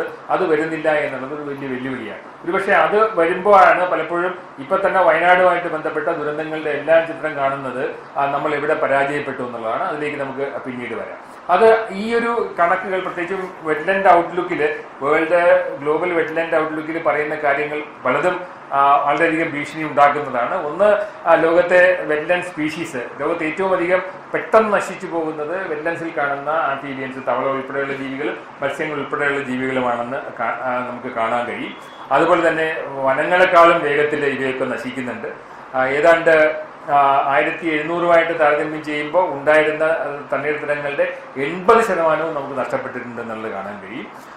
ഇത് ഏറ്റവും അധികം കൂടിയിരിക്കുന്നത് 1970-കൾക്ക് ശേഷമാണ്. അപ്പോൾ ഈ ഭൂമിയിൽ വന്നിരിക്കുന്ന മാറ്റങ്ങളുടെ സിംഹഭാഗവും സംഭവിച്ചിരിക്കുന്നത് കഴിഞ്ഞ 50 വർഷമാണെന്ന് 50 വർഷത്തിനുള്ളിലാണെന്ന് നമുക്ക് മനസ്സിലാക്കേണ്ടി വരും എന്നുള്ളതാണ്. അപ്പോൾ അതുകൊണ്ട് തന്നെ നമുക്ക് തീർച്ചയായിട്ടും ഈ തണ്ണീർത്തടങ്ങളുടെ സുസ്ഥിരതയെ പറ്റിയിട്ട് കാര്യമായിട്ട് ചർച്ച ചെയ്യേണ്ടുന്ന ഒരു കാലഘട്ടത്തിലൂടെയാണ് കടന്നു പോകുന്നത്. അതിൽ പ്രധാനപ്പെട്ട ഒരു കാര്യം നമ്മുടെ വാട്ടർ സെക്യൂരിറ്റിയാണ്. ഇപ്പൊ തന്നെ കഴിഞ്ഞ ആഴ്ചകളിൽ പല റിപ്പോർട്ടുകളും വരുന്നുണ്ട്. ആ റിപ്പോർട്ടുകളെല്ലാം വരുന്നത് ഭൂമിയുടെ ചരിവ് മാറുന്നു എന്നുള്ളതാണ്. ഭൂമിയുടെ ചരിവ് മാറുന്നതിന്റെ പ്രധാനപ്പെട്ട കാരണം ഭൂമിക്ക് അകത്ത് ശേഖരിച്ചു വെച്ചിരിക്കുന്ന വെള്ളത്തിന്റെ അളവിൽ മാറ്റം വരുന്നു എന്നുള്ളതാണ്. ഈ അടുത്ത കാലത്തെ പഠനങ്ങൾ, കഴിഞ്ഞ ആഴ്ചകളിൽ റിലീസ് ചെയ്ത ശാസ്ത്ര പഠനങ്ങൾ കാണിക്കുന്നത് ഭൂമിക്കടിയിലുള്ള ജലശേഖരങ്ങൾ, നമ്മൾ അക്വിഫറുകൾ എന്ന് പറയും, അവിടുന്ന് ഏറ്റവും അധികം വെള്ളം എടുത്തു മാറ്റുന്ന രാജ്യങ്ങളിൽ പലതും ഏഷ്യയിലാണ്. ഇപ്പോൾ വാട്ടർ എക്സ്ട്രാക്ഷൻ്റെ രീതി തന്നെ ഭൂമിയുടെ ചരിവ് തന്നെ മാറ്റുന്നു എന്നുള്ള രീതിയിലേക്ക് പഠനങ്ങൾ വരികയാണ്. അപ്പോൾ അങ്ങനെ വരുമ്പോൾ എന്തുകൊണ്ട് തണ്ണീർത്തടങ്ങൾ സംരക്ഷിക്കപ്പെടണം എന്നുള്ള ചോദ്യത്തിൻ്റെ ഒന്നാമത്തെ ഉത്തരവ് എന്ന് പറയുന്നത് വാട്ടർ സെക്യൂരിറ്റിയാണ്, ജലസുരക്ഷയാണ്. രണ്ടാമത്തത് ഭക്ഷ്യസുരക്ഷയുമായിട്ട് ബന്ധപ്പെടുത്തി ചിന്തിക്കേണ്ടി വരും, മനുഷ്യൻ്റെ വെൽബീയിങ്ങുമായിട്ട് ബന്ധപ്പെടുത്തി ചിന്തിക്കേണ്ടി വരും. കാലാവസ്ഥ വ്യതിയാനത്തെ ചെറുക്കാനുള്ള ഒരു പ്രധാന മാധ്യമമായിട്ട് നമ്മൾ തണ്ണീർത്തടങ്ങളെ കാണേണ്ടി വരും. ലോകത്തെ ജൈവസമ്പന്നതയുടെ, പ്രത്യേകിച്ച് ശുദ്ധജലത്തിലുള്ള ജൈവസമ്പന്നതയുടെ 40% കാണുന്നത് ഈ തണ്ണീർത്തടങ്ങളിലായതുകൊണ്ട് തന്നെ ഇതിനെ പ്രത്യേക പരിഗണന കൊടുത്ത് നമുക്ക് സംരക്ഷിക്കേണ്ടി വരും എന്നുള്ളത് നമുക്ക് കാണേണ്ടി വരും. ഏതാണ്ട് അപ്പൊ ഇതെല്ലാം നമുക്ക് ഈ ഭീഷണികളാണ്. അപ്പൊ ഭീഷണികൾ നേരിടാനായിട്ട് നമുക്ക് എന്തൊക്കെ ചെയ്യാൻ കഴിയും എന്നുള്ളതാണ് അടുത്ത ഘട്ടത്തിൽ നമ്മൾ സുസ്ഥിരതയുമായിട്ട് ബന്ധപ്പെടുത്തി ചർച്ച ചെയ്യേണ്ടുന്ന ഒരു കാര്യം. ഒന്നാമത്തെ കാര്യം എന്ന് പറയുന്നത്, ഇതിനെ നമ്മുടെ തണ്ണീർത്തടങ്ങൾ, വിവിധ തരത്തിലുള്ള തണ്ണീർത്തടങ്ങൾ നമ്മൾ കൃത്യമായിട്ട് വാല്യൂ ചെയ്യുക, കണക്കെടുക്കുക എന്നുള്ളതാണ്. അതിൻ്റെ ഗുണങ്ങൾ കൃത്യമായിട്ട് വിലയിരുത്തുക, അതിൻ്റെ പാരിസ്ഥിതിക സേവനങ്ങളും അതിൻ്റെ വാണിജ്യ മൂല്യവും കൃത്യമായിട്ട് കണക്കാക്കുക. അവിടെയെല്ലാം ഒരു നേച്ചർ ബേസ്ഡ് സൊല്യൂഷൻസിന്റെ ഒരു ഉപാധിയായിട്ട് തണ്ണീർത്തടങ്ങളെ എങ്ങനെ മാറ്റാൻ കഴിയും. കാരണം നമുക്ക് നമ്മൾ പരിസ്ഥിതി പുനഃസ്ഥാപനത്തിന്റെ ഒരു ദശകത്തിലെ കൂടെയാണ് കടന്നു പോകുന്നത്. അപ്പോൾ അതുകൊണ്ട് തന്നെ പരിസ്ഥിതിയെ അടിസ്ഥാനമാക്കി, പ്രകൃതിയെ അടിസ്ഥാനമാക്കി എങ്ങനെയാണ് തണ്ണീർത്തടങ്ങളെ സംരക്ഷിക്കാൻ കഴിയുക, അതിനെ കൃത്യമായിട്ട് എങ്ങനെയാണ് നമുക്ക് വിലയിടാൻ കഴിയുക, അതിൻ്റെ മൂല്യങ്ങളെ എങ്ങനെയാണ് കൃത്യമായിട്ട് കണ്ടെത്താൻ കഴിയുക എന്നുള്ളത്. രണ്ടാമത്തത്, നമുക്കിതിൽ നിന്ന് മാറി നിൽക്കാൻ കഴിയില്ല. അതിന് വിഭവങ്ങൾ ഇനിയും മനുഷ്യന് ആവശ്യമുള്ളതാണ്. പ്രത്യേകിച്ച് ഇതുമായിട്ട് ബന്ധപ്പെട്ട ലൈവ്ലിഹുഡ്, ജീവസന്ധാരണ മാർഗങ്ങളെല്ലാം സംരക്ഷിക്കപ്പെടേണ്ടതുണ്ട്. അതുകൊണ്ട് തന്നെ അവയെ എങ്ങനെ സുസ്ഥിരമായിട്ട് ഉപയോഗിക്കാം എന്നാണ് രണ്ടാമത്തെ ചിന്ത ഉണ്ടാകേണ്ടത്. ഇപ്പോൾ പുതിയ കാലഘട്ടമാണ്. നമ്മൾ ഒരുപാട് പഠനങ്ങൾ നടത്തി, ഒരുപാട് മാനേജ്മെന്റ് അല്ലെങ്കിൽ പരിപാലന സംവിധാനങ്ങളെ, നിർദ്ദേശങ്ങൾ മുന്നോട്ട് വെച്ചിട്ടുണ്ട്.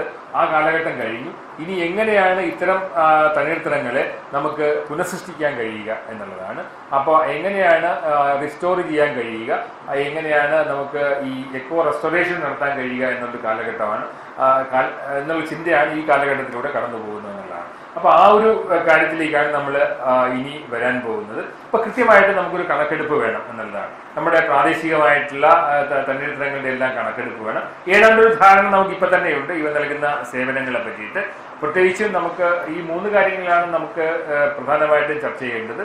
തണ്ണീർത്തടങ്ങൾ എങ്ങനെയാണ് കാലാവസ്ഥയെ പ്രതിരോധിക്കുക, എങ്ങനെയാണ് ജൈവസമ്പന്നത ഉറപ്പുവരുത്തുക, അതെങ്ങനെ വികസനവുമായിട്ട് ബന്ധപ്പെടുത്തി നമുക്ക് ചിന്തിക്കാൻ കഴിയും എന്നുള്ളൊരു കാര്യമാണ് ഇനിയുള്ള കാലങ്ങളിൽ കൃത്യമായിട്ട് കണക്കെടുപ്പിനെ വിധേയമാക്കേണ്ടത് എന്നുള്ളതാണ്.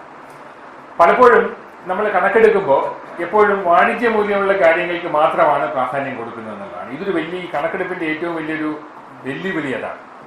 ഉദാഹരണം, നമുക്ക് ഒരു തണ്ണീർത്തടം നൽകുന്ന ഓരോ വർഷവും ഉൽപ്പാദിപ്പിക്കുന്ന ആഹാര സാധനങ്ങളുടെ കണക്കെടുക്കാം, അതിനൊരു വിലയിടാം. ഓരോ വർഷവും ഉൽപ്പാദിപ്പിക്കുന്ന തണ്ണീർത്തടങ്ങളിൽ നിന്ന് ഉൽപ്പാദിപ്പിക്കപ്പെടുന്ന ഓക്സിജന്റെ കണക്കെടുക്കാം, അതിന് വേണമെങ്കിൽ നമുക്കൊരു വിലയിടാം. പക്ഷെ ഇതൊന്നും അല്ലാതെ തന്നെ നമുക്ക് ഒരുപാട് സേവനങ്ങൾ, വിലയിടാനാവാത്ത ഒരുപാട് സേവനങ്ങൾ തണ്ണീർത്തടങ്ങൾ നൽകുന്നുണ്ട്. ഉദാഹരണം, ഇന്ന് കേരളത്തിലെ പ്രധാനപ്പെട്ട ടൂറിസം കേന്ദ്രങ്ങളൊക്കെ തന്നെ തണ്ണീർത്തടങ്ങളുമായിട്ട് ബന്ധപ്പെടുത്തിയാണ്. കാരണം തീരദേശങ്ങളിൽ നമുക്ക് കേരള തീരത്ത് തന്നെ ഏതാണ്ട് 590 കിലോമീറ്ററിൽ 4/3 ഭാഗവും തീരപ്രദേശമില്ല, അല്ലെങ്കിൽ നമുക്ക് മണൽ തീരങ്ങളില്ല.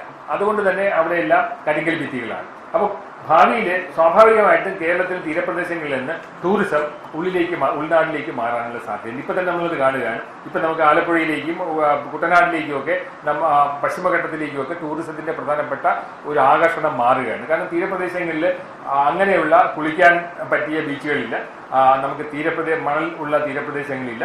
സ്വാഭാവികമായിട്ടും ഒരു പ്രധാനപ്പെട്ട വരുമാന സ്രോതസ്സായ ടൂറിസം നമുക്ക് ഉൾനാടുകളിലേക്ക് മാറുകയാണ്. അപ്പൊ അതുകൊണ്ട് തന്നെ അവിടുത്തെ ഒരു സൗന്ദര്യ മൂല്യമുണ്ട്. ഈ സൗന്ദര്യ മൂല്യത്തിന് എങ്ങനെയാണ് വിലയിടാൻ പറ്റുക? അപ്പൊ അതും കൂടി കണക്കാക്കണമെന്നുള്ളൊരു പുതിയൊരു പ്ലൂറാലിസ്റ്റിക് വാല്യുവേഷൻ വേണമെന്നുള്ളതാണ് ഒന്നാമത്തെ ഒരു ആർഗ്യുമെന്റ് എന്ന് പറയുന്നത്. അപ്പോൾ സുസ്ഥിരതയെ പറ്റി ചിന്തിക്കുമ്പോൾ തീർച്ചയായിട്ടും ടൂറിസം വികസനം വേണമെന്നുണ്ടെങ്കിൽ നമ്മുടെ തണ്ണീർത്തടങ്ങളെ അതുപോലെ അതിന്റെ ആരോഗ്യത്തോടു കൂടി അതിന്റെ തനിമയോടുകൂടി സംരക്ഷിക്കാനായിട്ട് കഴിയണം. അതിനുള്ള പാക്കേജുകളാണ് ഇത് നമുക്ക് വേണ്ടത് എന്നുള്ളതാണ്.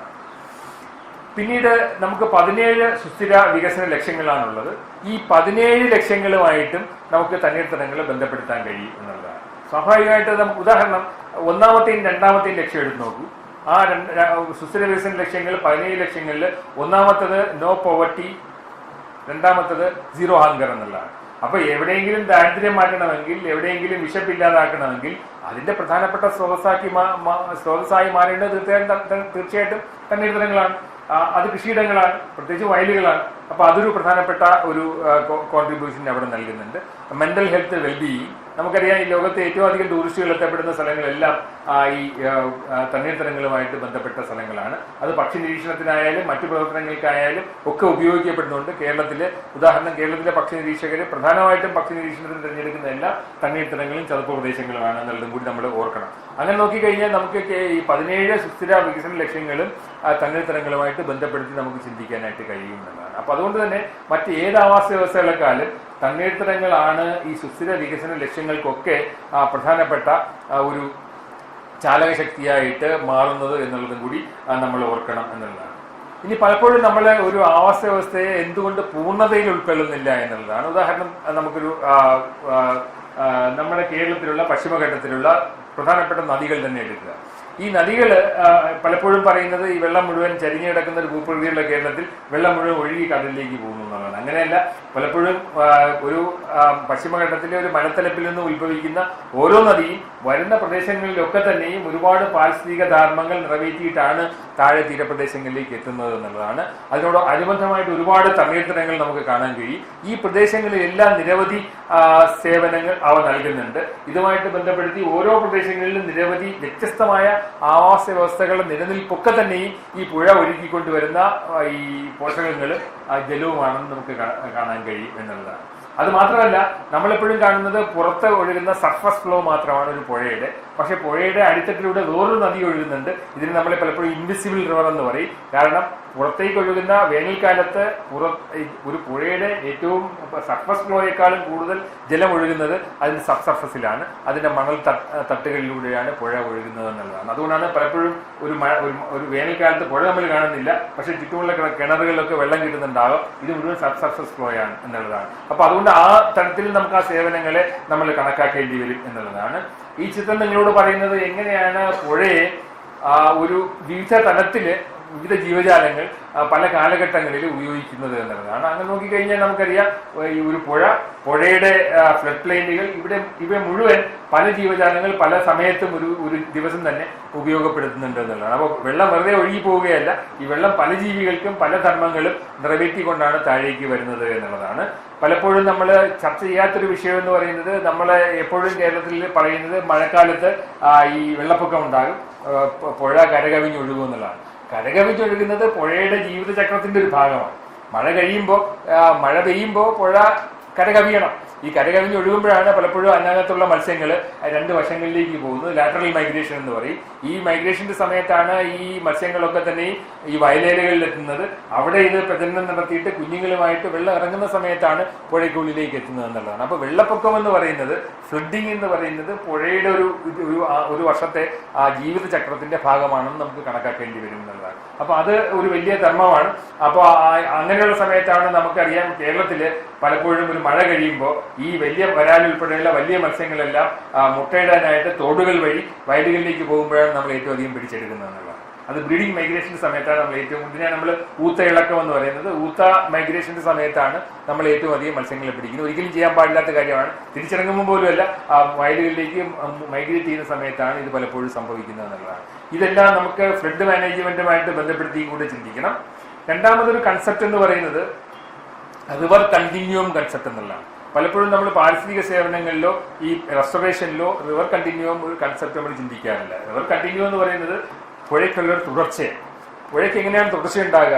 ഇതിന്റെ മുകളിലെ ഒരു മലത്തലപ്പില് ഉത്ഭവിക്കുന്ന ഒരു പുഴ താഴേക്ക് ഇറങ്ങുമ്പോൾ ഏറ്റവും അവിടെ ഒരുപാട് ജൈവസമ്പന്നത ഉണ്ടാവില്ല, പക്ഷെ അവിടെ ജൈവസമ്പന്നതയ്ക്ക് തനത് സവിശേഷതകളുണ്ട്. ഏറ്റവും പെട്ടെന്ന് വെള്ളം ഒഴുകുന്ന പ്രദേശങ്ങളാണ്, അവിടെ ജീവിക്കുന്ന ജീവജാലങ്ങളാണ് അവിടെയുള്ള സസ്യങ്ങളെയും അവിടെയുള്ള ഓർഗാനിക് മാറ്ററിനെയും ഒക്കെ കൺവേർട്ട് ചെയ്ത് ന്യൂട്രിയൻസ് ആക്കി താഴേക്ക് എത്തിക്കുന്നത് എന്നുള്ളതാണ്. അപ്പോൾ പുഴയുടെ ഓരോ പ്രദേശങ്ങളിലും അവിടെ പോഷകങ്ങളുടെ ഉൽപാദനം നടക്കുന്നുണ്ട്, എനർജിയുടെ ഉൽപാദനം നടക്കുന്നുണ്ട്, ആ എനർജി താഴേക്ക് വരുന്നുണ്ട്. അപ്പൊ ആ മാറ്ററിന്റെയും എനർജിയുടെയും ഒരു ഫ്ലോ, ഒഴുക്ക് താഴേക്ക് ഓരോ സ്ഥലങ്ങളിലേക്കും എത്തുന്നത്, പ്രത്യേകിച്ചും അതിന്റെ കീഴ്ത്തടങ്ങളിലേക്ക് എത്തുന്നത് മുഴുവൻ മുകളിലുള്ള ജീവജാലങ്ങളുടെ പ്രവർത്തന ഫലമായിട്ട് ആണ് എന്നുള്ളതാണ്. അപ്പൊ അത് റിവറിന്റെ കണ്ടിന്യൂ എന്ന് പറയുന്നത്, തുടർച്ച എന്ന് പറയുന്നത് ജീവജാലങ്ങളുടെ തുടർച്ചയും കൂടിയാണ്. ഓരോ പ്രദേശങ്ങളിലുള്ള ജീവജാലങ്ങൾ അതിന്റെ ധർമ്മങ്ങൾ നിറവേറ്റുന്നത് കൊണ്ടാണ് പുഴയില് താഴേക്കുള്ള ജീവജാലങ്ങൾക്ക് ആവശ്യമുള്ള പോഷകങ്ങളും ആവശ്യമുള്ള ഊർജവും ഒക്കെ ലഭിക്കുന്നത് എന്നുള്ളതാണ്. അപ്പൊ അതുകൊണ്ട് തന്നെ ഏറ്റവും പുതിയ പുഴ സംരക്ഷണ പദ്ധതികളിലൊക്കെ ചിന്തിക്കുന്ന ഒരു വിഷയം, എങ്ങനെയാണ് താഴെത്തട്ടിലുള്ള ജീവജാലങ്ങൾക്ക് ജീവിക്കാൻ ആവശ്യമായ മിനിമം ഫ്ലോ, ഒഴുക്ക് ഉണ്ടാക്കാൻ പറ്റുന്നത് എന്നുള്ളതാണ്. അതുതന്നെയാണ് നമ്മൾ എൻവയോൺമെന്റൽ ഫ്ലോ എന്ന് പറയുന്നത്. ഇപ്പൊ എൻവയോൺമെന്റൽ ഫ്ലോ എന്ന് പറയുന്നത് പുഴയ്ക്ക് പാരിസ്ഥിതികമായ ആവശ്യമായ ഒഴുക്ക് നിലനിർത്താനായിട്ട് അതിന്റെ താഴെത്തട്ടില് എന്തുമാത്രം വെള്ളം എത്തിച്ചു കൊടുക്കാൻ പറ്റും. പ്രത്യേകിച്ച് ഡാമുകളൊക്കെ ഉണ്ടാക്കിയതിനു ശേഷം ഇപ്പോൾ ലോകമെമ്പാടുമുള്ള ഒരു ചർച്ച എന്ന് പറയുന്നത് പുഴയുടെ ഡൗൺ സ്ട്രീമിൽ എങ്ങനെയാണ് മിനിമം പുഴയ്ക്ക് ആരോഗ്യകരമായിട്ട് ഉള്ള ഒരു അവസ്ഥയിൽ ഒഴുകാൻ പറ്റുന്ന, അവിടെ ജീവജാലങ്ങൾക്ക് ജീവിക്കാൻ പറ്റുന്ന തോതിൽ വെള്ളം എത്തിക്കാൻ കഴിയുക. അതാണ് ഇപ്പോൾ പുതിയ കൺസെപ്റ്റ്. അതുകൊണ്ട് തന്നെ ഓരോ ഡാമും ഉണ്ടാക്കുമ്പോൾ താഴേക്ക് ഒരു മിനിമം അളവില് വെള്ളം ഒഴുകുന്നുണ്ടോ, പുഴയുടെ ആരോഗ്യം നിലനിർത്താൻ. അതുകൊണ്ട് എൻവയോൺമെന്റൽ ഫ്ലോ എന്ന് പറയുന്ന കൺസെപ്റ്റിന് അവിടെ ഒരു വലിയ പ്രാധാന്യമുണ്ട് എന്നുള്ളതാണ്. അപ്പൊ ഇങ്ങനെ ഓരോ പ്രദേശങ്ങളിലും, പുഴ ഒഴുകുന്ന പ്രദേശങ്ങളിലൊക്കെ തന്നെ ഇത്തരം ധർമ്മങ്ങൾ നടത്തിയിട്ടാണ് പുഴ താഴേക്ക് എത്തുന്നത്. ഇതിന്റെ ഒരു ഉദാഹരണം കേരളം പോലെ നമുക്ക് ഇത്രയും കൃത്യമായിട്ട് ഒരു ഉദാഹരണം കൊടുക്കാൻ പറ്റുന്ന വേറൊരു സംസ്ഥാനമില്ല, വേറൊരു സംസ്ഥാനത്തിലും ഇല്ല. നമുക്ക് പുഴ മലയിൽ നിന്ന് ഒഴുകിയിട്ട് ഏതാണ്ട് ഒരു 2 മണിക്കൂർ യാത്ര ചെയ്ത് കഴിഞ്ഞാൽ കടലിലേക്ക് എത്തുന്ന വേറൊരു പ്രദേശങ്ങളും ഇല്ല എന്നുള്ളതാണ്. കാരണം കേരളത്തിലെ പുഴകളെല്ലാം കടലിന്റെ സൃഷ്ടിയാണ്.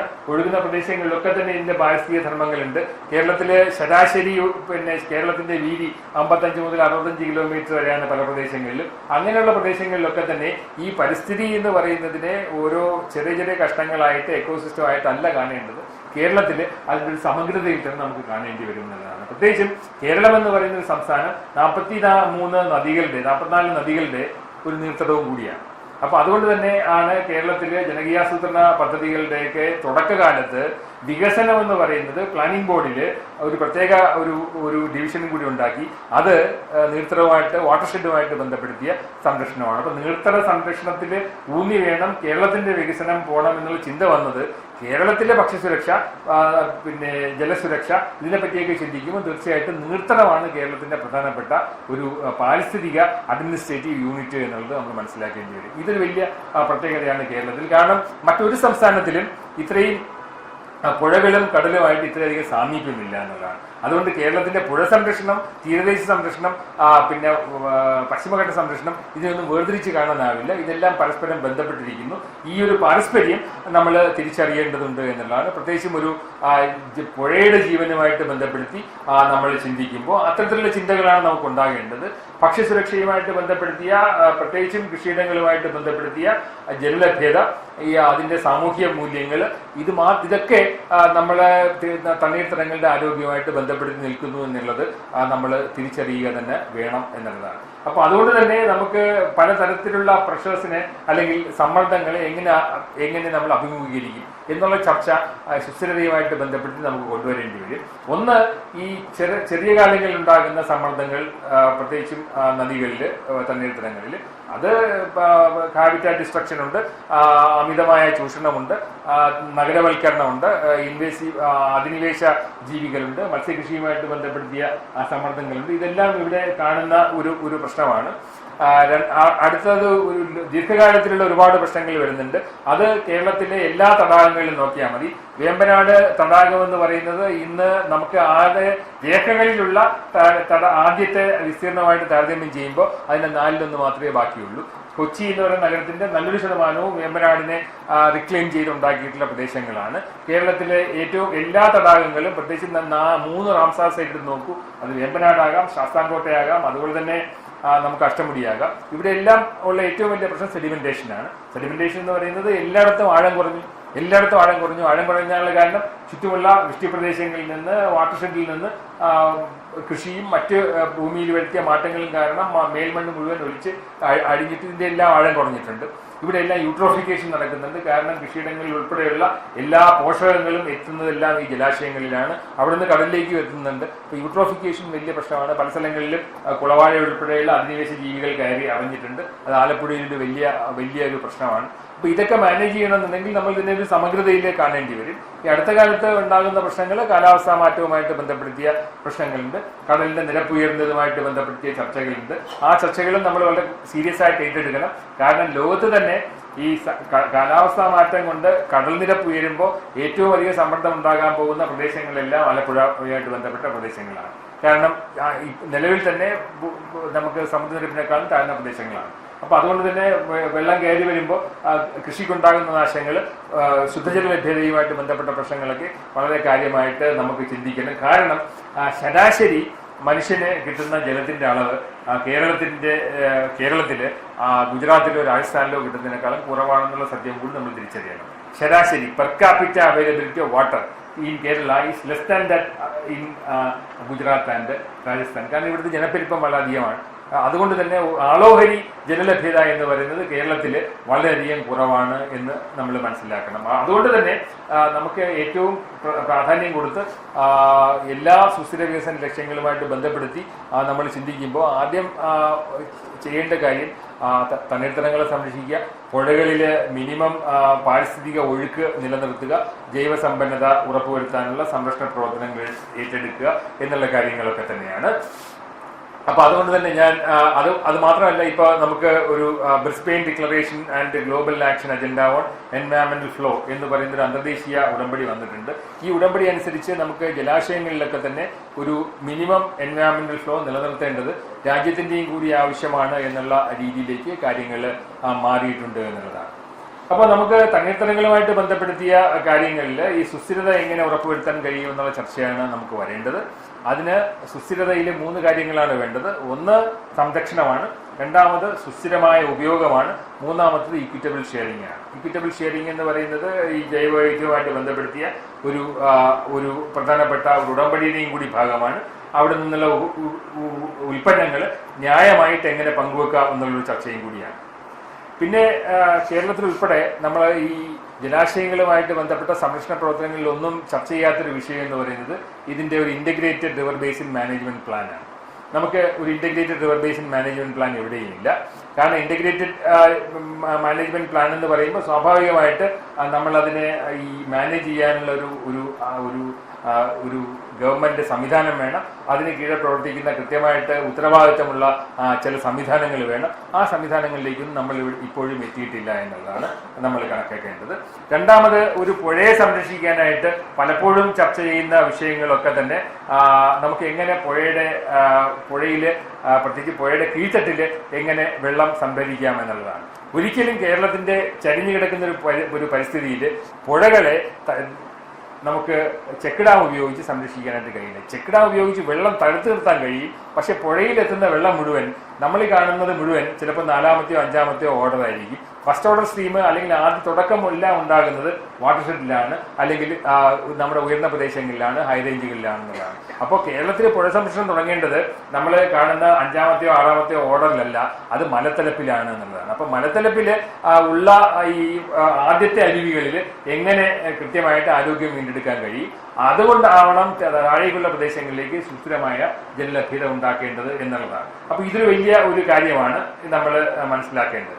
അത് മാത്രമല്ല, ഗവൺമെന്റ് സംവിധാനത്തിൽ ഇത്തരം സംരക്ഷണ പ്രവർത്തനങ്ങളൊക്കെ വരുമ്പോൾ സിംഹഭാഗം ഫണ്ടും പ്രത്യേകിച്ച് ജലാശയങ്ങളുടെ സംരക്ഷണത്തിന്റെ സിംഹഭാഗം ഫണ്ടും പോകുന്നത് പലപ്പോഴും നിർമ്മാണ പ്രവർത്തനങ്ങൾക്കാണ്. അപ്പോൾ കേരളത്തിന്റെ ഉദാഹരണം, കേരളത്തിലെ ഈ തോടുകളുടെ സംരക്ഷണം എടുക്കുക, ഈ നമ്മുടെ നഗരങ്ങളിലെ കുളങ്ങളുടെ സംരക്ഷണം എടുക്കാം. എല്ലാം ചെയ്യുന്നത് പ്രധാനമായിട്ടും 4 വശവും കരിങ്കല്ല് കെട്ടിയിട്ട് നമുക്ക് പുഴയെ സംരക്ഷിക്കാം, നമുക്ക് ആ തടാകങ്ങളെ സംരക്ഷിക്കാം, കുളങ്ങളെ സംരക്ഷിക്കാം എന്നുള്ളതാണ്. ഇങ്ങനെയല്ല, വിദേശ രാജ്യങ്ങളിലെല്ലാം ഒരു നേച്ചർ ബേസ്ഡ് സൊല്യൂഷനാണ് വരുന്നത്.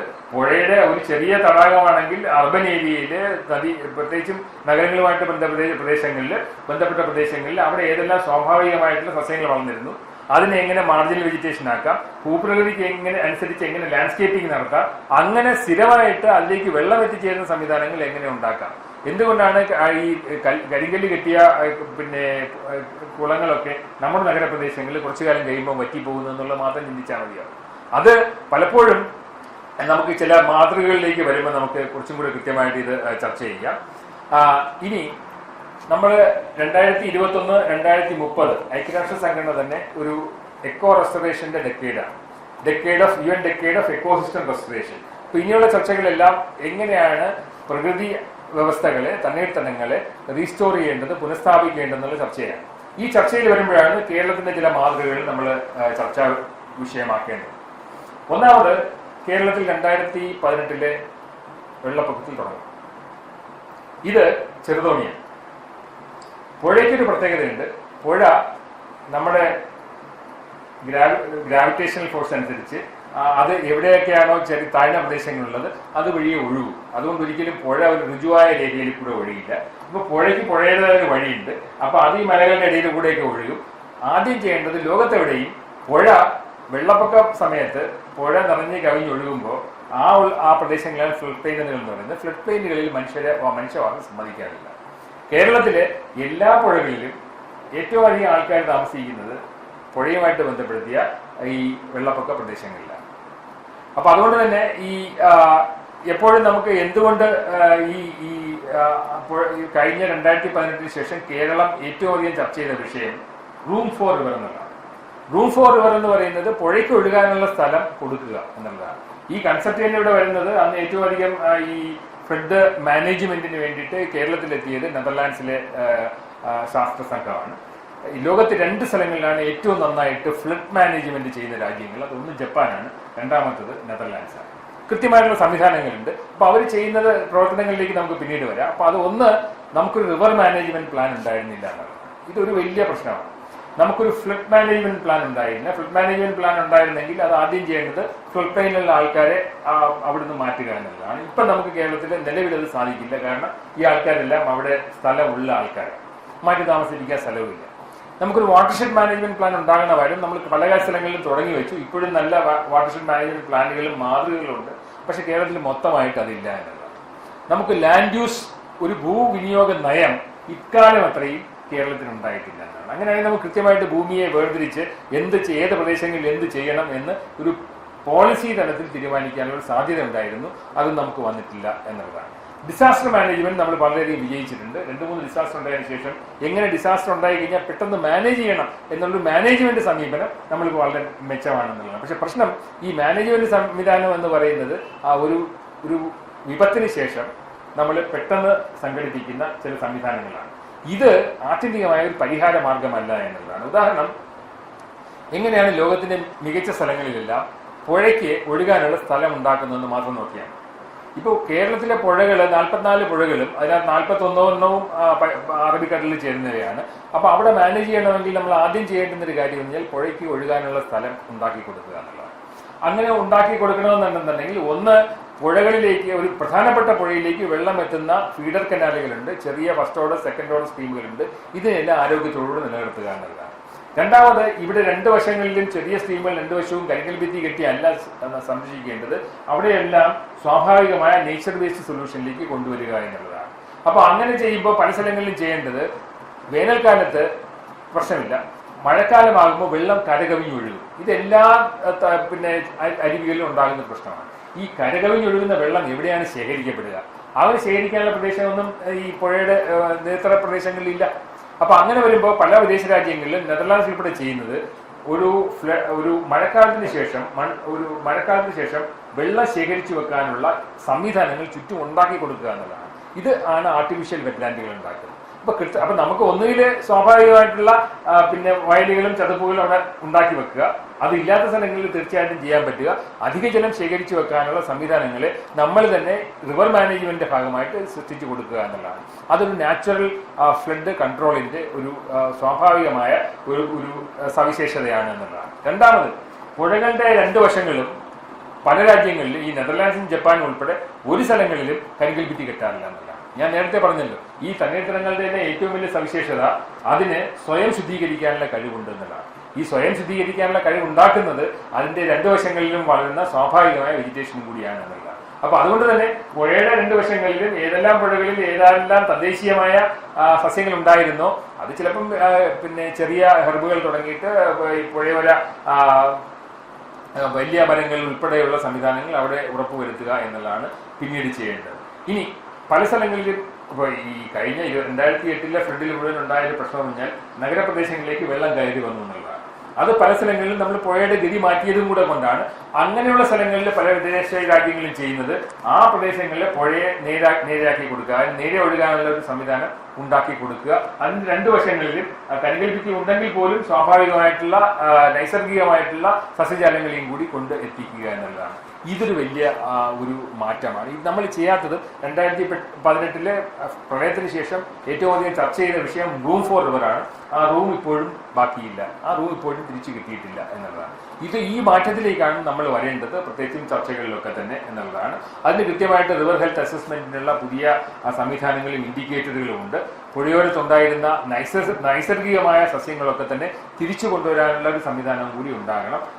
അതൊരു പ്രധാനപ്പെട്ട ഒരു സസ്യം എന്ന് പറയുന്നത് കൈതയാണ്.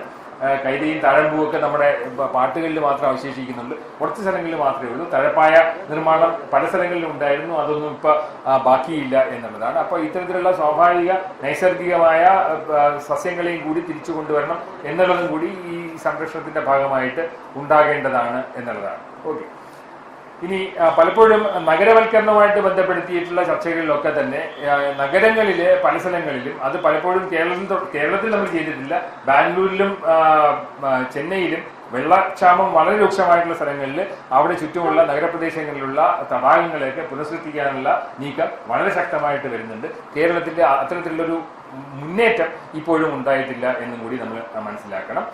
അതുമാത്രമല്ല, വെറ്റ്ലൻഡ് സിറ്റി അക്രഡിറ്റേഷൻ എന്ന് പറയുന്ന ഒരു സംവിധാനം ഈ റാംസാർ ബ്യൂറോ തന്നെ മുന്നോട്ട് വെക്കുന്നുണ്ട്.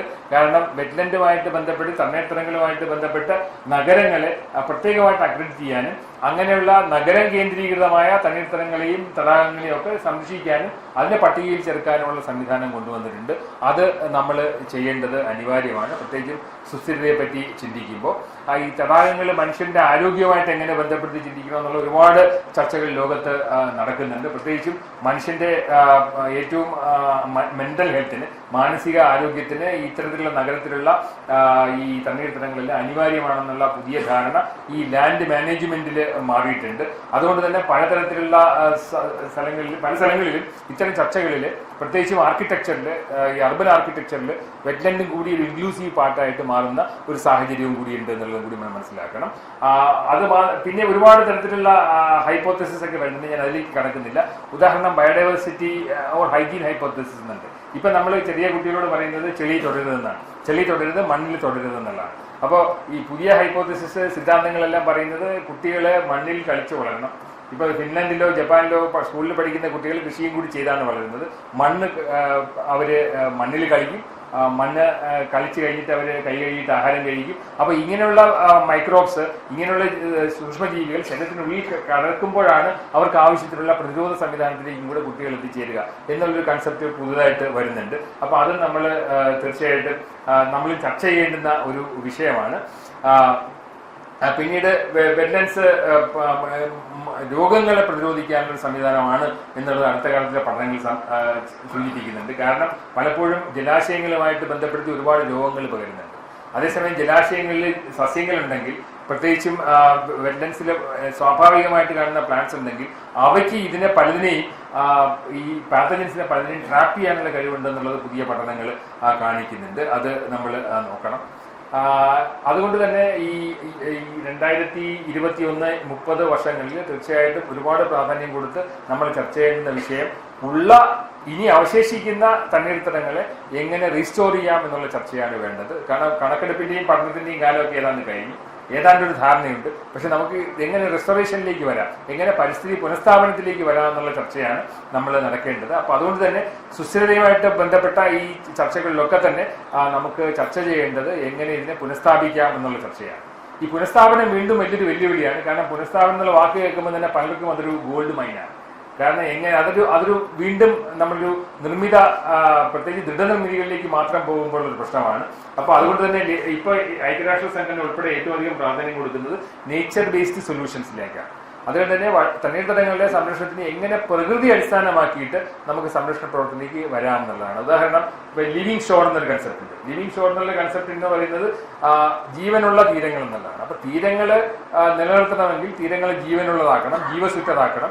അതിന് അവിടെ സ്വാഭാവികമായി ഉണ്ടായിരുന്ന സസ്യജാലങ്ങളെ കണ്ടെത്തി അവയെ ഒരു ഡിഫൻസ് മെക്കാനിസമാക്കി മാറ്റുക എന്നുള്ളതാണ്. പ്രതിരോധ സംവിധാനമായിട്ട് ബയോഷീൽഡായിട്ട് മാറ്റുക എന്നുള്ളതാണ് ഈ ലിവിങ് ഷോർ എന്നുള്ള കൺസെപ്റ്റിന്റെ ഒരു പ്രധാനപ്പെട്ട ഒരു ഉദ്ദേശം.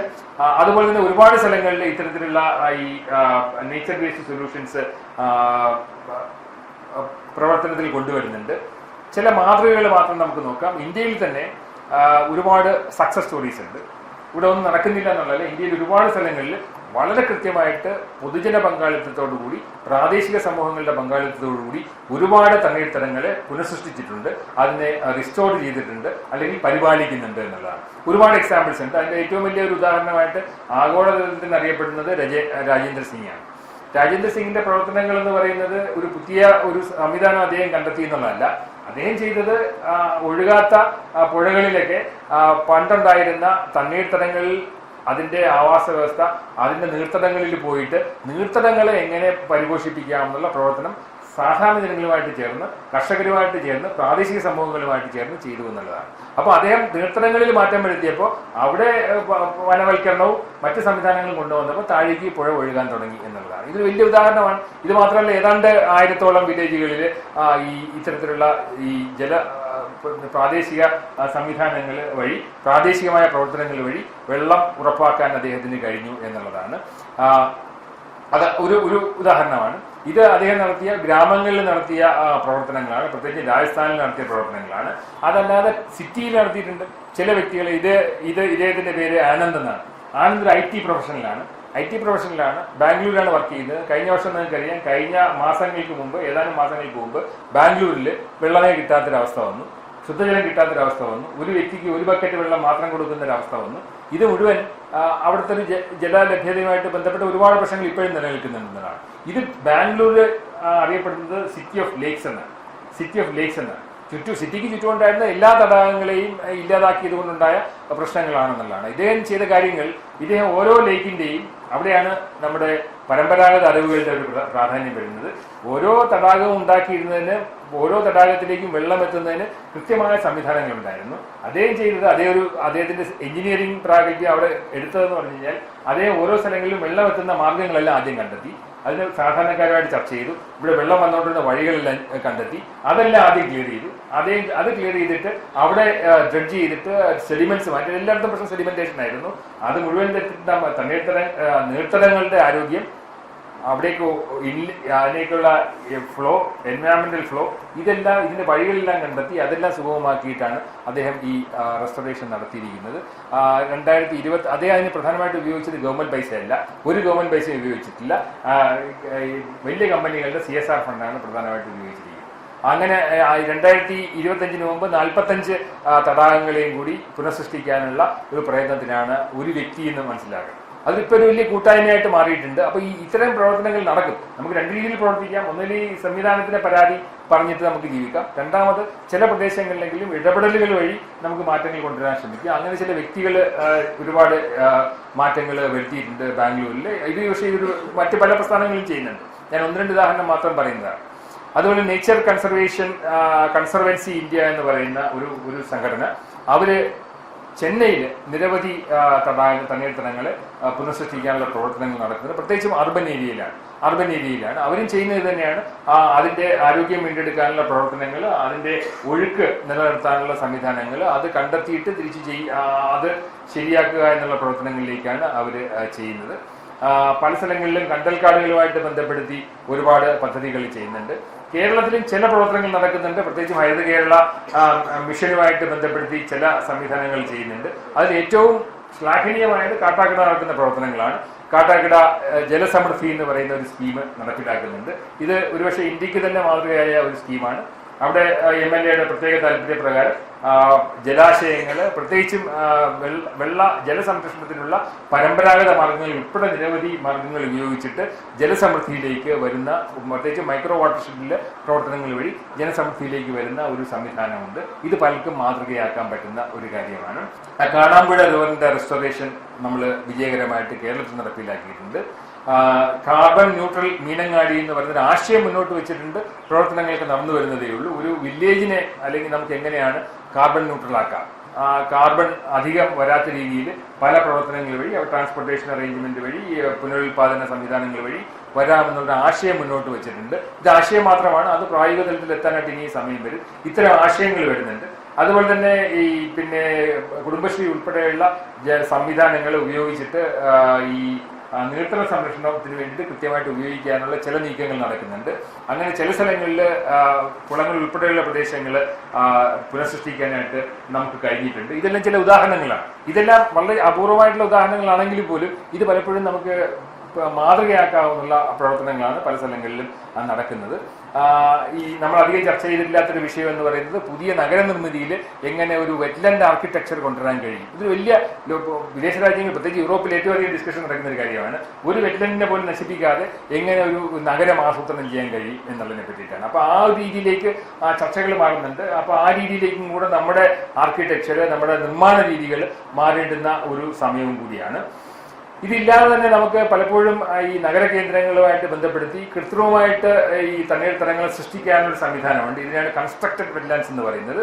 തണ്ണീർത്തടങ്ങളുടെ സ്വഭാവം പഠിച്ച് അതേപോലുള്ള സംവിധാനങ്ങൾ കൃത്രിമമായിട്ട് ഉണ്ടാക്കി കൊടുത്ത് ഈ പ്രത്യേകിച്ചും മലിനജലം പിന്നെ ശുദ്ധീകരിക്കാനുള്ള സംവിധാനം ഉണ്ടാക്കാൻ കഴിയും. ഇത് പല സ്ഥലങ്ങളിലും വളരെ നന്നായിട്ട് ചെയ്തു വരുന്ന ഒരു രീതിയാണ് കൺസ്ട്രക്റ്റഡ് വെറ്റ്ലാൻഡ്സ് എന്ന് പറയും. ഇതും ഈ അടുത്ത കാലത്ത് നടക്കുന്ന ഒരു രീതിയാണ്. ഇനി കേന്ദ്ര സർക്കാർ തന്നെ ഈ ഒരു മുൻകൈ എടുത്തിട്ട് ഈ ജലസംരക്ഷണ പ്രവർത്തനങ്ങളിൽ പ്രവർത്തിക്കുന്ന ആൾക്കാരെ കണ്ടെത്തി അഭിനന്ദിക്കാനുള്ള, അവരെ അപ്രീഷിയേറ്റ് ചെയ്യാനുള്ള ഒരു സംവിധാനം തുടങ്ങിയിട്ടുണ്ട്. അത് വാട്ടർ ഹീറോസിനെ കണ്ടെത്താനുള്ള ശ്രമമാണ്. ഓരോ വർഷവും ഈ വോട്ടെടുപ്പിലൂടെയാണ് അത്തരം ആൾക്കാരെ കണ്ടെത്തുന്നത്. അങ്ങനെ ഒരുപാട് വാട്ടർ ഹീറോസ് നമുക്ക് ഇന്ന് ഇന്ത്യയിൽ പുതുതായിട്ടുണ്ട് എന്നുള്ളതാണ്. ഇതൊരു പ്രോത്സാഹനമാണ്. മറ്റുള്ള പല ജനങ്ങൾക്കും ഇത്തരം പ്രവർത്തനങ്ങൾ ഏറ്റെടുക്കാനുള്ള ഒരു പ്രോത്സാഹനവും കൂടിയാണിത്. ഇന്ത്യയിലെ പല സ്ഥലങ്ങളിലും ജലസംരക്ഷണ പ്രവർത്തനങ്ങൾക്ക് പരമ്പരാഗത മാതൃകകൾ ഉണ്ടായിരുന്നു എന്നുള്ളതാണ്. പക്ഷേ പരമ്പരാഗത മാതൃകയിൽ കേരളത്തിന്റെ സുരംഗം ഉൾപ്പെടെ പരമ്പരാഗതമായ ജലസംരക്ഷണ സംവിധാനങ്ങളെ വീണ്ടും കണ്ടെത്തിയിട്ട് എങ്ങനെ പുതിയ സാങ്കേതിക വിദ്യകളുടെ സഹായത്തോടുകൂടി അവയെ പുനഃസൃഷ്ടിക്കാൻ കഴിയും എന്നുള്ള ചിന്ത വളരെ നന്നായിട്ട് നടക്കുന്നുണ്ട്. കാരണം പഴയ പല എഞ്ചിനീയറിംഗ്, ഈ തിരുവനന്തപുരത്ത് തന്നെ ഉള്ള ആദ്യം ഉണ്ടായിരുന്ന കുളങ്ങൾ ഏറ്റവും നന്നായിട്ട് നിർമ്മിക്കപ്പെട്ടവയാണ്. ഏറ്റവും നന്നായിട്ട് ഈ പുതിയ കുളങ്ങളല്ല, ഏറ്റവും നന്നായിട്ട് പരിപാലിക്കപ്പെട്ടവയാണ്. അവയ്ക്കെല്ലാം കൃത്യമായിട്ട് വെള്ളം ഒഴുകിപ്പോകാനുള്ള ഒഴുക്കുചാലുകൾ ഉണ്ടായിരുന്നു. അവയ്ക്കൊക്കെ മലിനജലം ഒഴുക്കിക്കളയാനുള്ള സംവിധാനം പ്രത്യേകം ഉണ്ടായിരുന്നു. മഴക്കാലത്ത് ഫ്ലഡിന് സമയത്ത് അധിക വെള്ളം ഒഴുക്കിക്കളയാനും സംഭരിച്ചു വെക്കാനുള്ള സംവിധാനങ്ങൾ ഉണ്ടായിരുന്നു. അപ്പോൾ വളരെ നല്ലൊരു എഞ്ചിനീയറിംഗ് സംവിധാനം നമുക്കുണ്ടായിരുന്നു. ഇത്തരം മാതൃകകളിൽ ഇതിൻ്റെ എല്ലാം നല്ല മാതൃകകൾ നമുക്ക് പുതിയ ജലസംരക്ഷണ പ്രവർത്തനങ്ങളിൽ ഏർപ്പെടുത്താൻ കഴിയും. ബാംഗ്ലൂരൊക്കെ ചെയ്യുന്നത് ഇത് തന്നെയാണ്. പുതിയ സംവിധാനങ്ങൾ കണ്ടെത്തുകയല്ലേ ചെയ്തത്. പണ്ടുണ്ടായിരുന്ന ഈ തടാകങ്ങളുമായിട്ട് ബന്ധപ്പെടുത്തിയ ജലസംരക്ഷണ പ്രവർത്തനങ്ങൾ, നിർഗമന ചാലുകൾ, ഇതെല്ലാം കൃത്യമായിട്ട് കണ്ടെത്തിയിട്ട് അതിനെ റിനോവേറ്റ് ചെയ്യുക എന്നുള്ളതാണ് നമുക്ക് ചെയ്യുന്നത്. അപ്പോൾ നമുക്ക് ഇനി വരുന്ന കാലങ്ങളിൽ റാംസാർ സ്ട്രാറ്റജിയും പല കാര്യങ്ങളും മുന്നോട്ട് വെക്കുന്നുണ്ട്. പ്രത്യേകിച്ച് ഒരു സ്ട്രാറ്റജിക് പ്ലാൻ 2024 അത് ഒന്ന്, എന്തൊക്കെയാണ് പ്രശ്നങ്ങൾ എന്ന് തിരിച്ചറിയുക എന്നുള്ളതാണ് ഒന്നാമത്തെ ലക്ഷ്യം. Addressing the drivers of the wetland loss and degradation. ഓരോ സ്ഥലത്തും ഒരു തണ്ണീർത്തടം നഷ്ടപ്പെട്ടാൽ അത് എന്തുകൊണ്ട് നഷ്ടപ്പെടുന്നു, അത് കൃത്യമായിട്ട് കണ്ടെത്തുക, അതിന് നഷ്ടം കൃത്യമായിട്ട് കണക്കാക്കുക എന്നുള്ളതാണ്.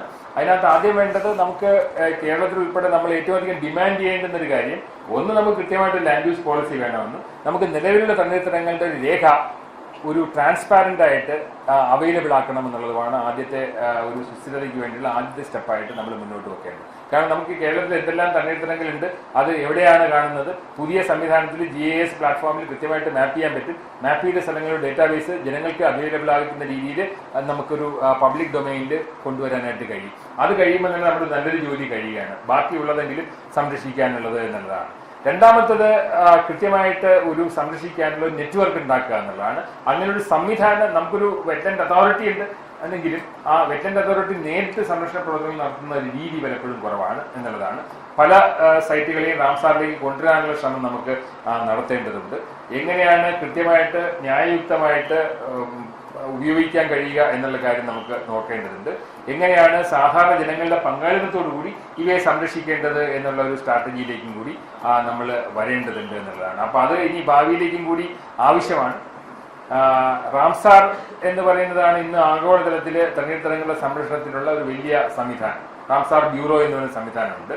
ഈ അടുത്ത കാലത്തുള്ള ഒരു ക്രിട്ടിക്കൽ അനാലിസിസ് പറയുന്നത് ആദ്യം വേണ്ടത് റാംസാർ ബേസ്ഡ് അപ്രോച്ച് ശരിയാണോ എന്നുള്ളതിനെ പറ്റിയിട്ട് ചർച്ചകൾ നടക്കുന്നത്. കാരണം റാംസാറിന്റെ ഏറ്റവും വലിയ കുഴപ്പമെന്ന് പറയുന്നത് ലോകത്തെ ഏറ്റവും പ്രാധാന്യമുള്ള അതെന്ന് അവര് നിർദ്ദേശിക്കുന്ന ചില മാനദണ്ഡങ്ങളുടെ അടിസ്ഥാനത്തിൽ തണ്ണീർത്തടങ്ങളെ ക്ലാസിഫൈ ചെയ്യുക എന്നുള്ളതാണ്. ഇതിന്റെ അപകടം എന്ന് പറയുന്നത് ഈ നമ്മുടെ ശ്രദ്ധ ചില തണ്ണീർത്തടങ്ങളിൽ മാത്രമായിട്ട് നിന്നുപോകും എന്നുള്ളതാണ്. അതാണ് ഇതിന് ഏറ്റവും വലിയ വിമർശനമായിട്ട് കാണുന്നത്. അതുകൊണ്ട് തന്നെ തണ്ണീർത്തടങ്ങളെ, ലോകത്ത് ഉള്ള തണ്ണീർത്തടങ്ങളെ എല്ലാം അവയെ സമഗ്രതയിൽ കണ്ട് അവയെല്ലാം സംരക്ഷിക്കേണ്ട ഒരു സംവിധാനത്തിലേക്ക് വരണം എന്നുള്ളതാണ്. അതിനൊരു നെറ്റ്വർക്ക് ഉണ്ടാക്കുക എന്നതാണ് പുതിയൊരു ആവശ്യം. അങ്ങനത്തെ ആവശ്യവും 50 വർഷങ്ങൾക്ക് ശേഷം ഈ റാംസാർ ഉടമ്പടി വന്നതിന് ശേഷം 50 വർഷങ്ങൾക്ക് ശേഷം ഇപ്പൊ ചർച്ച ചെയ്യുന്ന ഒരു കാര്യമാണ്. വേറൊരു കാര്യം, ഈ തണ്ണീർത്തടങ്ങൾക്ക് നിലനിൽക്കാനൊരു അവകാശമുണ്ടോ എന്നുള്ളതാണ്. ഇപ്പോൾ ലോകത്ത് അങ്ങനെ ഒരു പാർട്ണർഷിപ്പ് ഉണ്ടായി വന്നിട്ടുണ്ട്. Universal declaration of the rights of wetlands, rights of the wetland partnership എന്നൊരു സംഘടന തുടങ്ങിയിട്ടുണ്ട്. അപ്പോൾ ഒരു വെറ്റ്ലാൻഡിന് നിലനിൽക്കാനുള്ള ഒരു സ്വാതന്ത്ര്യവും അവകാശവും അവിടെയുണ്ട്. അപ്പോൾ അത് നമ്മൾ ആ അവകാശം നടപ്പാക്കി കൊടുക്കാൻ നമുക്ക് കഴിയുന്നുണ്ടോ എന്നുള്ള ചിന്തയാണ്. കാരണം ഇത്രയധികം മനുഷ്യന് സേവനങ്ങൾ നൽകുന്ന ഒരു ആവാസ വ്യവസ്ഥയ്ക്ക് സ്വന്തമായി നിലനിൽക്കാനുള്ള ഒരു അവകാശവും കൂടി ഉണ്ടാക്കി കൊടുക്കുക. അത് നമുക്ക് ഉത്തരാഖണ്ഡ് കോടതിയുടെ വിധി വന്നിട്ടുണ്ടായിരുന്നു. പുഴകൾ എന്ന് പറയുന്നത് പുഴയ്ക്ക് നിലനിൽക്കാനുള്ള അവകാശമുണ്ട്, റൈറ്റ് ഫോർ ദ റിവേഴ്സ്. അപ്പൊ അങ്ങനെ നമുക്ക് ഈ തണ്ണീർത്തടങ്ങൾക്ക് നിലനിൽക്കാനുള്ള അവകാശമുണ്ടോ എന്നുള്ളൊരു കാര്യം കൂടി സുസ്ഥിരതയുമായിട്ട് ബന്ധപ്പെടുത്തി നമ്മൾ ചർച്ച ചെയ്യേണ്ടതുണ്ട്. പിന്നെ ഒരു കാര്യം, നമുക്ക് ഒരുപാട് ഫെസ്റ്റിവൽ വരുന്നുണ്ട്. ഏറ്റവും കൂടുതൽ ഫെസ്റ്റിവൽ വരുന്നത് ഷോപ്പിങ്ങുമായിട്ട് ബന്ധപ്പെടുത്തിയാണ്. നമുക്ക് എന്തുകൊണ്ട് പുഴകളുമായിട്ട് ബന്ധപ്പെടുത്തി, എന്തുകൊണ്ട് തണ്ണീർത്തടങ്ങളുമായിട്ട് ബന്ധപ്പെടുത്തി നമ്മുടെ പ്രാദേശിക ആഘോഷങ്ങൾ സംഘടിപ്പിക്കുന്നില്ല എന്നുള്ളതാണ്. അപ്പോൾ അത്തരത്തിലുള്ള ഈ പ്രാദേശിക പ്രവർത്തനങ്ങൾ ഒരുപാട് അവയർനെസ് അല്ലെങ്കിൽ ജനങ്ങളുമായിട്ട് ബന്ധപ്പെടുത്തി ഒരുപാട് തിരിച്ചറിവുകൾ ഉണ്ടാക്കാനായിട്ട് സഹായകമാകും എന്നുള്ളതാണ്. അങ്ങനെ ഒരുപാട് സ്ഥലങ്ങളിൽ പ്രാദേശികമായിട്ട് പുഴ ഉത്സവങ്ങളും തടാകവുമായിട്ട് ബന്ധപ്പെടുത്തിയ ഉത്സവങ്ങൾ നടക്കുന്നുണ്ട്. ഒരുപക്ഷെ സിസ ആദ്യകാലങ്ങളിൽ അത്തരത്തിലുള്ള പ്രവർത്തനങ്ങൾ നദിയുമായിട്ട് ബന്ധപ്പെടുത്തി ചെയ്തിരുന്നു. അതും നമുക്ക് ചില കാര്യങ്ങൾ വീണ്ടും ചെയ്യേണ്ടി വരും എന്നുള്ളതാണ്. ഓക്കെ. അതുപോലെ തന്നെ ഈ പുഴകൾക്ക് പല സ്ഥലങ്ങളിലും പല രാജ്യങ്ങളിലും പുഴയ്ക്ക് ഒഴുകാനുള്ള അവകാശം സംരക്ഷിച്ചു കൊടുത്തിട്ടുള്ള ഒരു നീക്കങ്ങളും ഉണ്ടായി വരുന്നുണ്ട് പല സ്ഥലങ്ങളിലും. അത് തീർച്ചയായിട്ടും നമുക്കും എങ്ങനെ പ്രായോഗിക തലത്തിൽ എത്തിക്കാമെന്നുള്ള ചിന്ത വരേണ്ടതുണ്ട് എന്നുള്ളതാണ്. അപ്പോൾ ചുരുക്കി പറഞ്ഞാൽ നമുക്ക് ആഗോളതലത്തിൽ തന്നെയുള്ള ഒരുപാട് പ്രശ്നങ്ങളെ പരിഹരിക്കാനുള്ള ഒരു മാധ്യമമായിട്ട് നമുക്ക് തണ്ണീർത്തടങ്ങളെ കാണേണ്ടുന്ന ഒരു സമയമാണ്. സുസ്ഥിരതയുമായിട്ടും സുസ്ഥിര വികസന പ്രക്രിയകളുമായിട്ടും ബന്ധപ്പെടുത്തി തണ്ണീർത്തടങ്ങളെ പ്രതിഷ്ഠിക്കേണ്ടുന്ന ഒരു ആവശ്യവും അതിൻ്റെ ഒരു കാലഘട്ടവും കൂടിയാണ് ഇപ്പോൾ ഉള്ളത്. അപ്പോൾ അതിനുള്ള ശ്രമങ്ങളാകണം നമുക്കുണ്ടാകേണ്ടത് എന്ന് പറഞ്ഞ് ഞാൻ നിർത്തുന്നു.